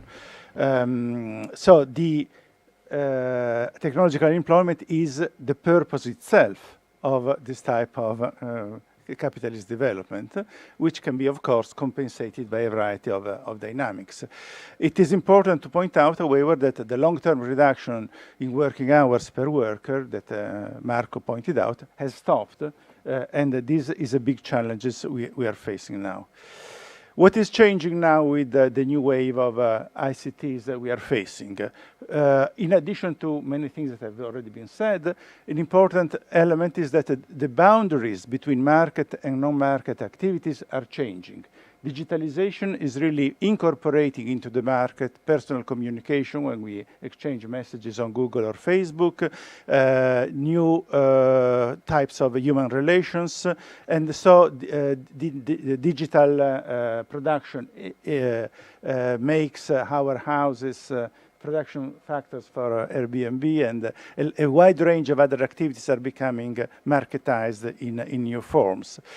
By the way, in all these cases, Google, Facebook, and so on, it is very hard to think that we are talking about constant return to scale. We are talking about massive increasing return to scales, probably close to zero marginal cost, and a massive wave of oligopolistic and monopolistic power. So we can hardly use neoclassical perfect competition model to understand this nature of technological change, which creates in the digital markets radically different patterns. In addition, Marx, Keynes, neoclassical views have been listed, but we probably have to include Schumpeter also in this context, which of course built on Marx insights. The logic of adoption of technology in firms is to gain technological competitiveness, temporary monopolistic power, which of course is the opposite of the idea that we have immediate return to competitive markets. And in the context of the creation of technological rents, of Schumpeterian profits, clearly we have a hierarchical systems, and markets have to be conceptualized in a rather different way. All these dynamics, the disruptive nature of technology, means that when we address this issue, these equilibrium approaches are much more important than equilibrium ones, because we are facing the creation of new potential activities which are not really implemented immediately. In many cases, demand is lagging. Demand for new products based on new technology, which may support the compensation mechanism that Marco was describing, may take time, and past experiences have shown that there is always a lag between one of the important contributions by Christopher Freeman was to point out that the success of new technological paradigms is evident, providing new growth and new jobs, when there is a matching between the potential on the supply side of technological change, producing new activities and new goods and new services, and on the other hand, the implementation of an expansion of demand for these goods, and the institutional and social changes. And this matching is important, especially in the context where we are forgetting demand. Almost no one has mentioned demand. And Europe has been spending 10 years of austerity policies with a completely lack of demand. And as we wrote in the conclusion of our book 20 years ago, we were saying that the dangers of technological unemployment are much heavier in the context of lack of demand, and unfortunately this is exactly what has been happening in Europe in the last 10 years. So just one point, there are macro analysis and micro analysis. I focus most of my work on the industry level because at the macro level we may have altogether an extreme heterogeneity of industries, firms, and activities. When we look at firms and we look at the technology impact of firms, we don't. That's the only case where Say's law applies. Firms can always steal output from weaker competitors. So there is no demand constraint, which exists for the macroeconomy and exists for industries. So the positive impact that technology has on firms is basically the result of the fact that good firms do technology, good firms grow, so we have a positive relationship, but bad firms don't do technology, bad firms die, and we don't see them in the picture. So while at the industry level, we have industries which have both higher technological dynamics and demand dynamics which can grow, but if high technology industries don't have a strong dynamics, the overall impact can be negative. So technological unemployment can prevail on expansion. Let me emphasize two factors of heterogeneity. We clearly should stop talking about technology per se. We should discuss which type of technology, for which purposes and in which direction are developed. And clearly, the most simple polarization in this field is technologies that are used to expand production, create new products, open up new markets, which may have, on the basis of an extensive set of evidence, a more positive employment impact, and technologies including machinery, new processes, which are targeted to replacing labor by definition. And of course, the job losses effect is a direct effect of these dynamics. This combines in different ways with organizational changes, with marketing changes, and so on. But we have to think about different technologies having different effects. And of course, industries are different. High-tech and low-tech industries are clearly different. And in practice, if we look at Europe, what we see is that the dynamics for the main largest European countries is totally different if we look in terms of value added and productivity at the high-tech fields and in the low-tech fields of both manufacturing and services. In particular, if we split industries on the basis of their technological contents using the revised private classes, what we see is a very heterogeneous dynamics of industry with the only science-based and specialized suppliers, which are the machinery producers and the high-tech staff, which are able in Europe to have a performance above zero in the last years after the crisis. Structural change in this context is very important. And here we come to another source of heterogeneity. How do we split jobs to identify the key differences? There has been a lot of emphasis on skills and tasks. Clearly,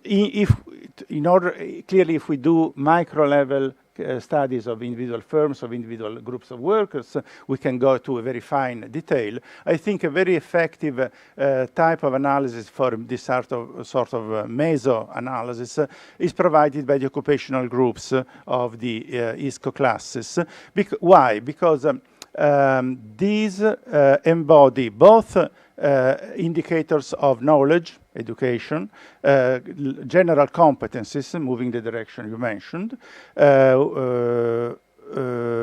overall skills, but also they clearly tell us something about the hierarchy within firms. And the level of wages is very important to identify these. These are basically the two-digit definition. In many work we have carried out with Valeria Cirillo in particular, we have used these 4 categories: managers, including professionals and technicians, clerks, craft workers, skilled blue collars, and manual workers, unskilled blue collars, as the 4 major categories that can be investigated. And what we did is to move, using this analysis, to move beyond both the simplistic idea that technology improves the skill levels. We spent 15 years probably having plenty of papers arguing that the technology was pushing up skills. Of course, this is untrue in empirical terms. What we have seen, and now even mainstream views have argued that there is polarization, and there is a massive evidence now of the fact that few workers are expanding their, few skills are expanding on the top end of the spectrum, and but the job creation is very much on the low end of skills. And also, we may question the extent to which routine versus non-routine is really the main issue. There are other major labor market transformation, for instance, the creation of precarious employment, which, of course, is closely associated to low skills and so on, but these, I think, are relevant dimensions. So what is happening? Hierarchy matters. We cannot think of non-routine jobs putting together gardeners and managers, because the hierarchy between managers and gardeners is there in the organization of work and in the wage dynamics. So these, in this sense, the ISCO classes, occupational groups, provide us with a very effective sense of what is the hierarchy within workplaces. Clearly, the overall patterns of change are different between manufacturing and services. In manufacturing, what we are seeing is the survival of managers and professionals and the destruction of jobs for all the other activities. And this, of course, is not just the result of technology, it's the result of this particular type of technological change, but also of globalization, changed capital-labor relationships, and lack of demand. A lot of the low-skilled jobs and the fall in production during the years of crisis in Europe is due to the fall of domestic demand in a context of austerity policies. And in services, it is very clear that the dynamics is polarization. High skills and low skills increase, and the other don't. We always forget the idea that business cycles are with us. A long tradition has emphasized the link between technology and business cycles, from Kondratiev and Schumpeter on. Neoclassical models ignore generally this type of question. What we see is that during periods of expansion, there is a creation. You see the blue lines here. Europe, all areas of Europe experienced in the years of growth up to before the crisis significant job growth, and with the crisis losses have been concentrated in our homes, and clearly this introduces also a hierarchy in outcomes within among countries and within regions. If we split again upswings and downswing dynamics for the different skills, what we see is that downswings are basically periods of massive restructuring, massive layoffs, and getting rid of old qualification and opening up the space for new stuff, while in upswings, these dynamics, we have more detailed data for other stuff. What we have to do, if we have to take seriously all these elements that we've been putting on the table, we should pay attention to the diversity of the overall relationship which explain the job changes and also wage changes. In terms of employment changes, we have been building with Valeria Cirillo and others a general model for industries, splitting different business cycle periods and covering 40 manufacturing and service industry in 5 major EU countries. We have a general model for the total for all industries, where total employment changes as a function of new products, new processes, importance of offshoring, importance of demand, measured with different ways, value added, internal demand, exports, and the role of wages. The general outcome is that, as we may expect, new products are a very important driving force for expanding employment. New processes and offshoring create job losses. Demand is very important, and wages have a neoclassical negative effect on industry's employment dynamics. We have tested these general relationships splitting high-tech and low-tech, north and south, and if we split upswings and downswings of the business cycle, what is interesting is that during the downswings, there is really distraction. So all the relationships don't hold. Only the negative effect of new processes is the dominant force reshaping employment changes, while in the upswings, all the good things emerge. So you have the expansion of demand and the expansion of products. But then we can split this model, investigating whether these relationships are the same for all occupational groups, or whether occupational groups are reshaped by totally different factors. And that's exactly what we find. The good news that new products create new jobs is true basically for managers, professionals, and technicians alone. So clearly here we see a complementarity between high-tech and high skills. And also the share of university education is important here. But for clerks, demand and new products have a positive effect, compensated by the negative effect of new processes and offshoring. And we have seen that empirically this group has lost a large number of jobs. For craft workers, the skilled blue collars, new processes are really a disaster with a very strong negative effect. Offshoring also has a negative effect. New products may have some positive effect, and wages again appear only here. So the neoclassical theory of the labor markets works for skilled blue collars alone. Not for no other occupational group, there is a negative relationship between job creation and wages. On the contrary, for managers, we can see that managers set their own wages, so there is a positive relation in some cases. For manual workers, again, new processes and offshoring are important. So I think this is an important qualification that brings us closer to a better understanding of what is happening. There are broad empirical evidence between the connection between new products and the importance of managers, and the negative link between manual workers and new processes. In terms of wages, we have been doing work on inequality. Everyone has been aware of the declining wage share. The other element, that's the ILO data on the gap between productivity and wages. So wages are not able now to capture the productivity increases of the past. What is interesting is that profits may not be a winner of these wage share losses in all countries. For instance, in Italy, there is, if we compare Italy and Germany, we see that in Germany, the dynamics of wages, of value added and profits are parallel, but in Italy, the fall in the hierarchy of European countries meant a collapse of Italian profits. And of course, the collapse of wages is different if we look at high-tech or low-tech industries. If we look at basically the collapse of the wage bill, that is average wage multiplied by the number of workers, is serious in that stuff. Take a look at this comparison between Germany and Italy. We split industries on the four main private classes.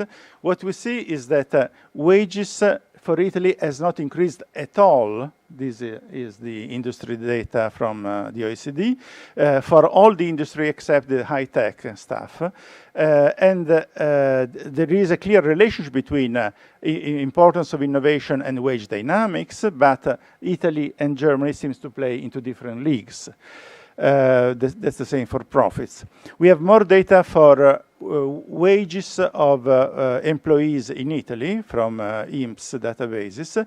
What we see here is a clear dynamics of polarization of wages with a stability of the top 10% of wage earners, which increased slightly in the early years of the late 80s, their wages, and then maintained it stable. But at the bottom 25% of wage earners has collapsed by 25%. And this is the same story even if we look at the full-time workers alone. Precarization is an important story here, and we should bring it inside the picture, because this is not just a story of the lower end of the low-skilled service workers, but it is a broader picture which is parallel to the digitalization dynamics. And here is a summary of the earning variation of by decile of Italian workers in the long term. That's basically the systematic transformation of earnings from the poor to the rich. We are talking only on about employees, so dependent workers, and clearly in the top 10% of employees which increase their wages by 20%, we have managers and professional, highly skilled. So this has something to tell us about the dynamics of distribution of those who gain and lose in these dynamics, but as something to tell us about policies in a broader sense. We need to shape technological change in the interest of society, limiting its structural polarization effects. We have to reduce the negative employment effects with demand side elements and overall structural change and industrial policies. And an important objective for policy should be that the gains of innovation and productivity go back to labor in the forms of higher wages, of course, but also of lower working hours, which has been a secret for the past centuries for using technology for improving conditions. Thank you. Thanks very much, Mario, for this broad presentation. And now, I mean, I would like to open the floor for discussion, for questions that may also, you know, give the possibility to panelists to cross question each other. But first, I'd like to open the floor for questions. Don't be shy. There's a question over there, Ernst. Yeah, good morning. Please get the mic, because cheers. Yeah, hello, good morning. Eckhard Ernst from the International Labour Organization. Thank you very much for this extremely enlightening and fruitful discussion this morning. One question I have was, we talk a lot about technology as if technology is driving everything, but shouldn't we also look at the labour supply side? I mean, what is happening to the types of increase in skilled workers? Actually, I was reminded when Christian was giving his presentation that the tapering off of this increasing skill bias at the end of the observation period, isn't that related to the fact that we reach somehow the limit of how much people we can skill in the labor market? Thank you.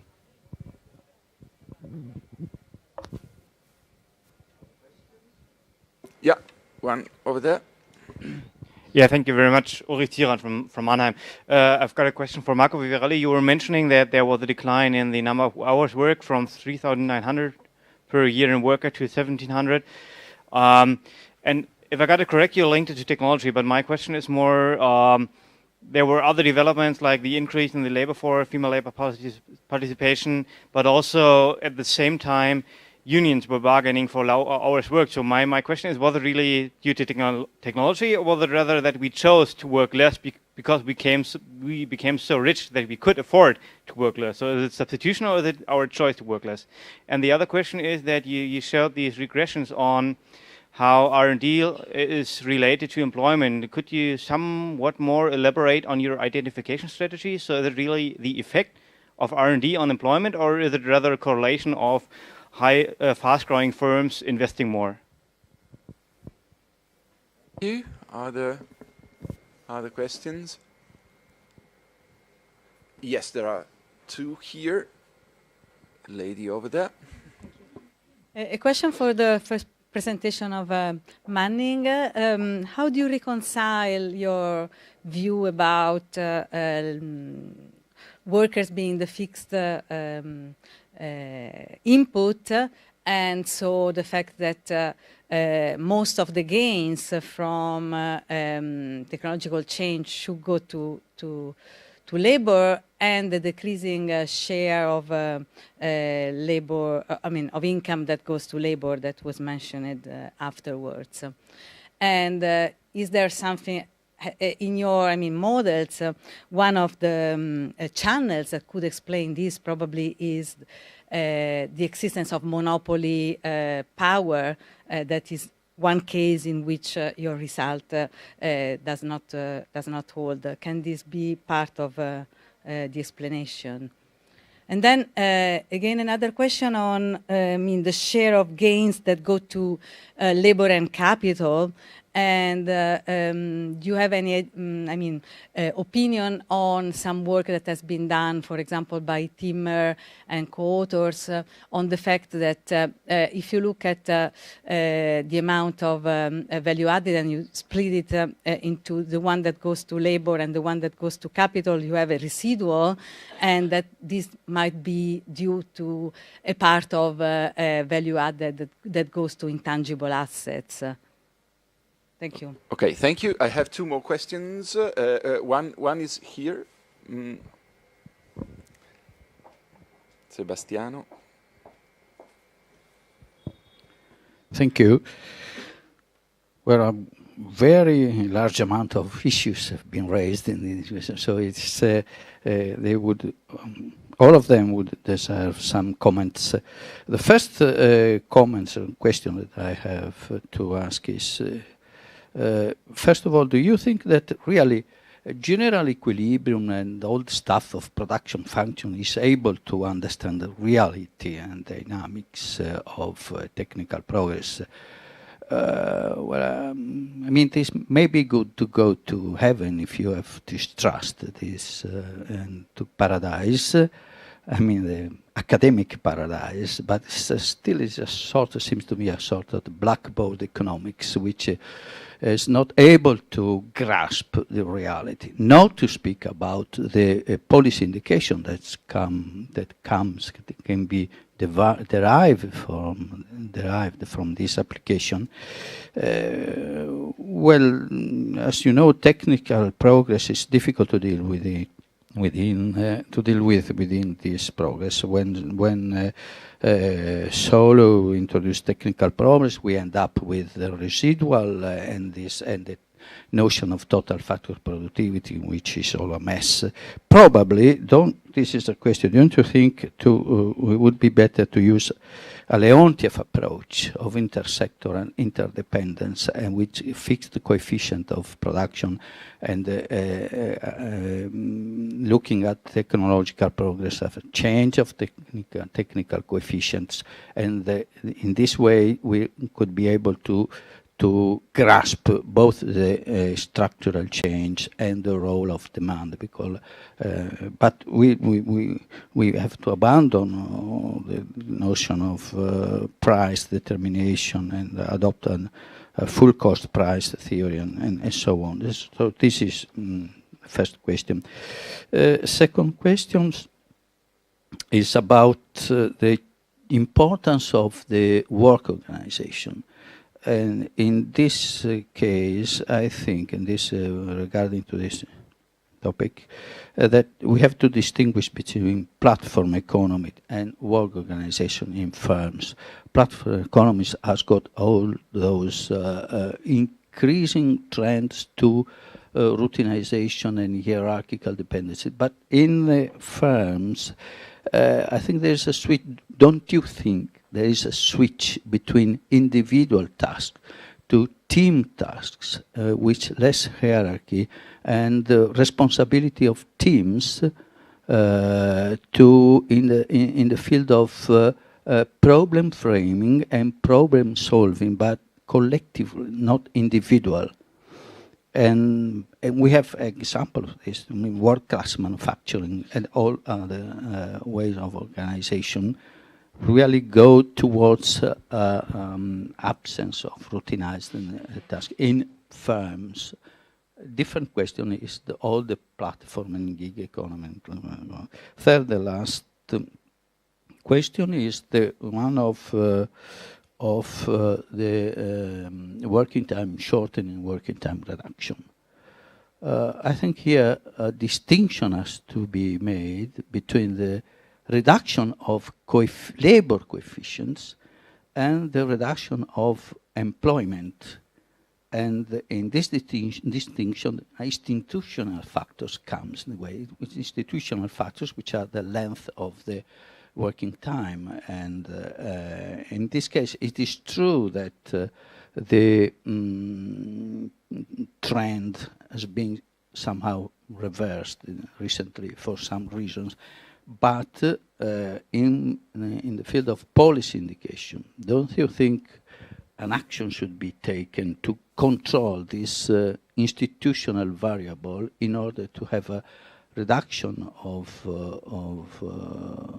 cost? By the way, we have some paradoxical situation. We have in Italy the longest working time in Europe, at the same time the less productivity for workers, which means that the increase in working time doesn't compensate for the lower hourly productivity. I mean, one thing is hour coefficient in terms of amount of work and hour productivity, and another thing is worker or productivity. Thank you. Thank you. And there's another quick question from the gentleman in the back. Furio. Yes, a very quick question for Professor Manning about the other factors that could be disregarded by the model, of which I love the parsimony and also the disregard for distributional question. But still, I believe that it's maybe misleading to think that the only destination for capital is for the remuneration of capital is further investment, which then goes back into the labor share.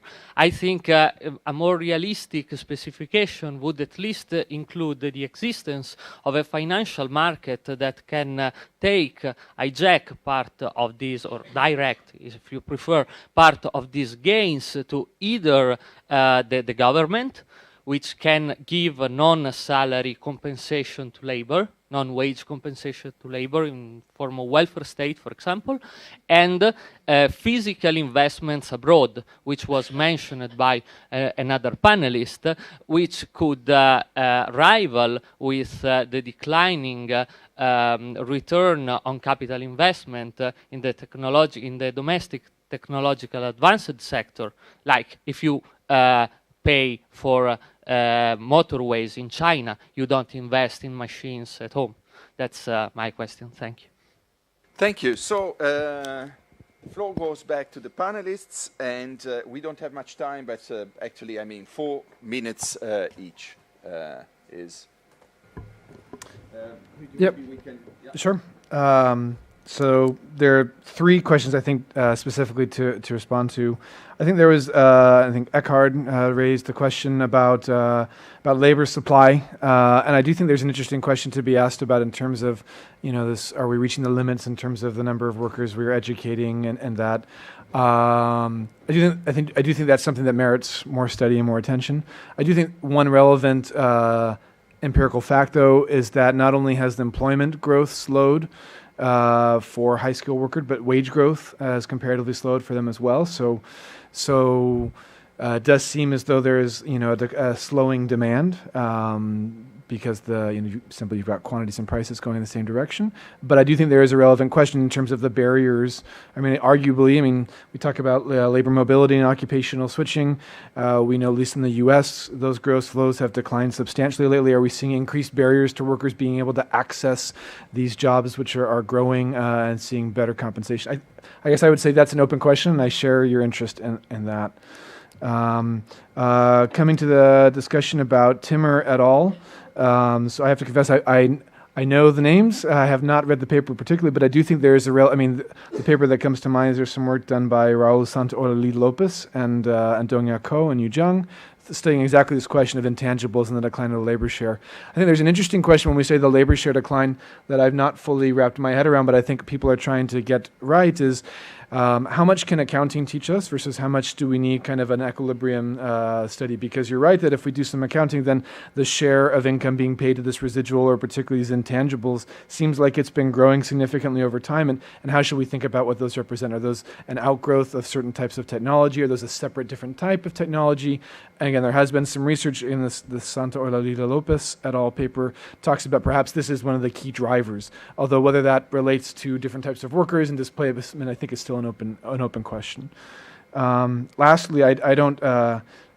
Coming to Sebastian, I don't know that I can make a full-throated defense of general equilibrium analysis in a very short period of time. But I do think, obviously, to keep my card as a practicing macroeconomist, I have to say yes. There are things we can learn from general equilibrium analysis.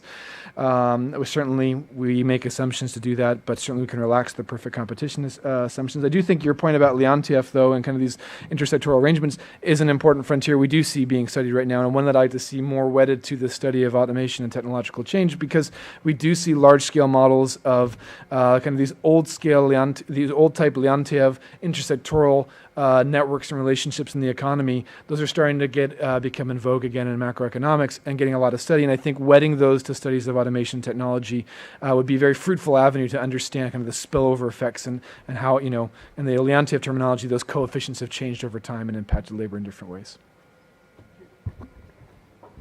I'm sorry, I don't think I'll be able to cover everyone's very good questions on this.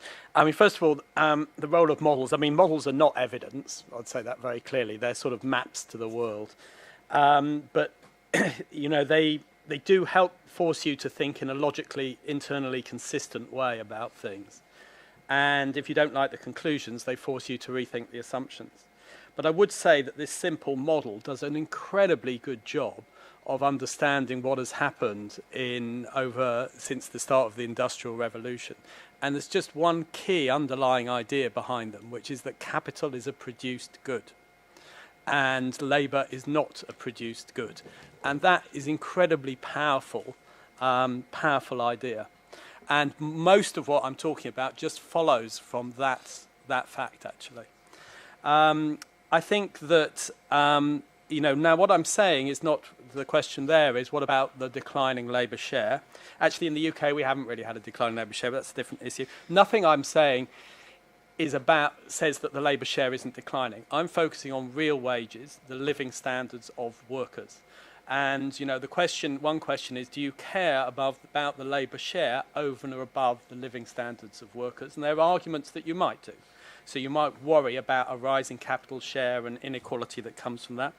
I'm sorry I came across as disregarding distribution, because I don't think of myself as disregarding distribution. I actually think of myself because I don't think technology has much to do with the rises in inequality we've had. I think of myself as actually saying we should be paying more attention to distribution than these discussions.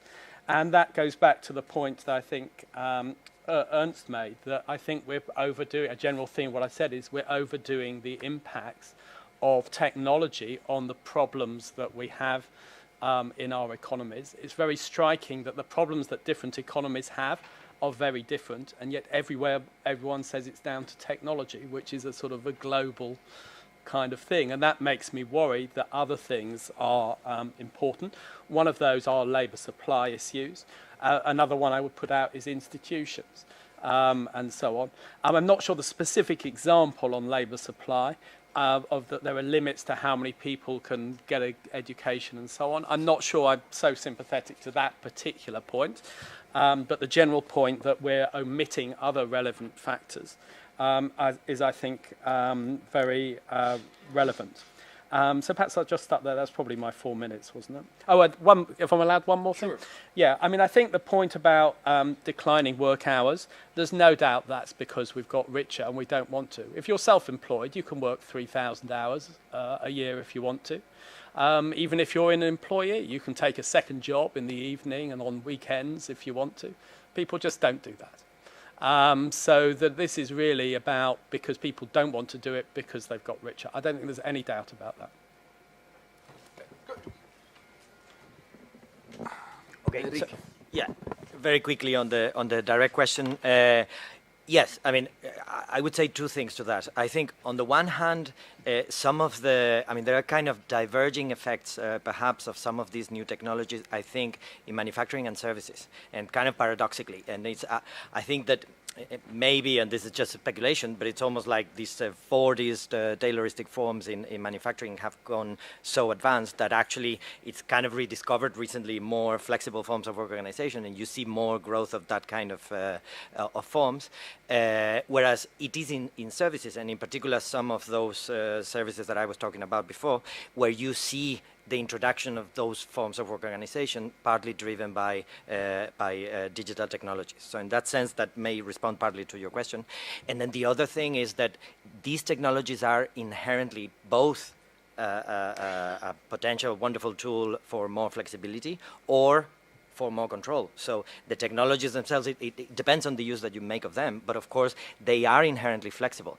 Part of the problem is that, because part of the problem is that you can create those forms of organization with a lot of centralized control, etc., but without suffering the classical problems of Tayloristic forms of work organization, which is very rigid structures and very rigid productive structures.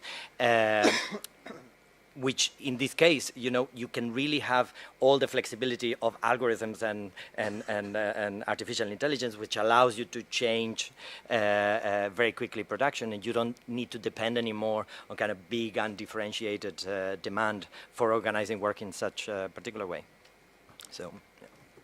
Thank you. Thanks so much. Mario? Very briefly, on the supply of labor aspect, clearly there is a complex interaction between demand and supply of labor, but the argument, this point has been raised by those who are worried that the potential of ICTs is not exploited fully because of the shortages in adequate ICT skills. I don't think this is really a driving force. The constraints on the demand side in macroeconomic terms and the structural dynamics that we mentioned seems to be much more important, also because on the other hand we have substantial evidence about the overskilling of employees compared to their task performed, and in the case of Italy we have this massive current problem of high-skilled migration of resources and high skills going abroad. Of course, there would be highly qualified labor available for employment in highly qualified jobs, paying good wages in Italy, but this is not a matter of labor supply, it's a matter of labor demand. On clearly the issue of working time is crucial and is crossing all these presentations. This is a case where we have the potential of technological change. I don't think this is a matter of individual preferences. I think it is a matter of how a society decides to organize itself on the basis of the technological capabilities, on the basis of the level of economic growth, and on the values that is enforcing. And in this case, clearly we have institutions such as trade unions, national labor law, and so on, which have been guaranteeing in the past a decent balance between this potential of the social benefits of technology and economic growth and their distribution and the impact on everyday life. With the current technological change and with the long-term dismantling of this labor market institution, we are in need, with the rise of precarization and low-wage jobs, to find a new balance between these dynamics. Thank you. Thank you for comments and questions. I tend to disagree with Alan. I think that technology is one of the key drivers of the transformation in the labor market. I tend to think that economists, they tend to neglect technology because they are not used to implement technology as something endogenous. So traditionally, in economic analysis, technology is coming from the blue sky and moving and shifting the curve, shifting the average cost down or the production function up. But dealing with endogenous technological change together with increasing returns is really a challenge for the production function approach. And so it's something challenging and complicated. So maybe it's just a matter of different disciplines. Questions. Ulrike, thank you for both the questions. First question about working time. I was just mentioning it, but of course, working time reduction was a consequence of worker organization and unions' request, like the day working time of 8 hours, female participations, possibility of weekends, and so on and so forth. So I'm not saying that technology is a driver of working time reduction. Technology is introduced for profitability. That's the purpose. Mine was just an arithmetic account. I mean, without the reduction of working time, if we take into account the total need of working time that we have at the end of the century, is it's 50% of what we had at the beginning. So without this kind of institutional changes, the overall aggregate demand for labor was actually being 50% and that's clearly something connected with technology. But of course, is an institutional issues, and the reverse, a recent reverse is worrying from different perspective, and institution has to do with the subject. About the R&D ration, I haven't time to go into the details, but the specification is actually controlling for 3 observable, that is value-added sales, gross investments, and wages. So the observable firm effect as control for, together with the sales value added, that is also a way to take into account the business stealing effect Mario was mentioning before. The unobservable, I'm confident that with the GMM specification are taken into account, because everything is in differences, and in GMM and CIS is also differences are instrumented by levels and vice versa. So I'm quite confident that the overall fixed effects at the level of the firm are controlled for. So better firms, of course, they can have a better, higher R&D and higher employment, but this is controlled for the performance indicator and the methodology. On top of that, just to be sure, we lagged the R&D 2 years. Thank you. Actually, I mean, we do have, say, 3 minutes before lunch break. So if there's another very quick question, there's one over there. Please. Hello, here.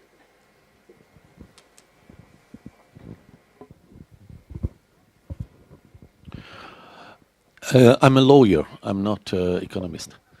And I would propose not a question, but some contribution for discussions. When I hear to speak about policies, I think that for me is regulation. And from this point of view, I think that your relations, your papers, and also the discussions of yesterday ask to the lawyer a little reflection about what can we do for making more balanced and fair the distribution of wealth in this moment. And from this point of view, I would like to say, to give you 4 topics.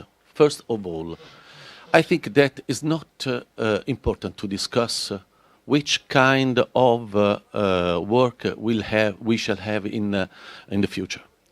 Autonomous or dependent is not important. Is at the moment this discussion only a way for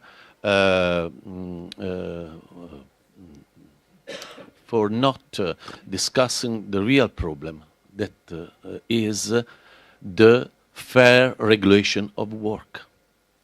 So I should say that we need rules, and the rules of the regulation of work is without distinctions between autonomous and dependent work. We have to put on the table rights. Second, rights, not fundamentals only, but also rights, regulations about the way we use workforce in the productions. Third, when I speak of regulation, I don't think that regulation is only the regulation of law, but we need also to relance, to rebuild a power of unions, of representatives of workers, and to have a collective bargaining which can give a more equilibrated distribution of powers in the reality. Fourth, when we speak about technologies, and today you have exposed the concept of technology and algorithm, it's absolutely important that algorithm is transparent, is clear. We need to bargaining. We need, I think, as trade unions, and as lawyer, to control algorithm, because algorithm is not just the production of deterministic evolution of technology, but is the production of people who decide what to do with the power, economic power. Last thing, not only labor regulations. We need the regulation of fiscal regulation, and also some kind of regulation of economic activity, because economic activity has an important impact over our lives, general life. I think not only about welfare, but also about the world. Thank you. Thanks very much for this comment. If someone has some esprit de l'escalier, or would like to address other quickly, we can do that. I'm go ahead. To say what I would do. I mean, every country is in a slightly different position, and so what you would do from where you are now is a bit calibrated on where you are now. Basically, I think there needs to be, more redistribution, and we have the tools already that we sort of know mostly. There needs to be more redistribution. That if growth isn't inclusive across the whole of the population, it's not that going to be that surprising. So if sections of the population don't vote for it, it's not their growth. That's also, we need to alter the balance of power between labour and capital in the labour force. I agree with that. It's minimum wages, reviving unions if you can, but it's challenging because I think there's a top-down approach. You impose it from the top, saying you must bargain, or whether it's bottom-up, that the workers' collective organisation is important. And most of those things I think haven't got that much to do with technology. A little bit. There is interesting stuff about these platforms and so on, but they're a relatively small part of the labour market at the moment, about how we define who's an employee and so on. I mean, an example in the UK at the moment is that if you work on a platform, often your ratings are quite important to how much business you get. Now, do you own those ratings, or does the platform own those ratings? So if you want to move to another platform, can you take your ratings with you, or do you have to start from scratch? And that's quite important for whether you as a worker, having built up good ratings, can quit or not. So, but on the whole, I just don't think that most of this is the changes that we've had have been driven by technology. I think they've had other causes.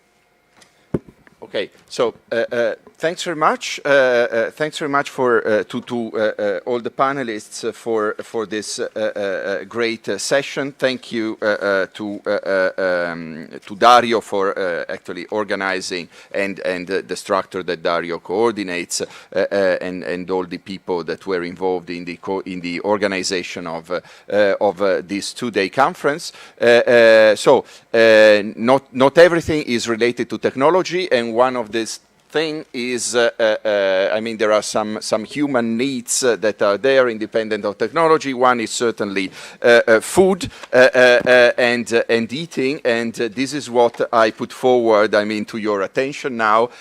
So we have a 1 hour lunch break. We will reconvene at 2 p.m. and it's downstairs, correct? It's downstairs. Okay, thank you so much. We'll be back in an hour. Thanks very much. Thank you.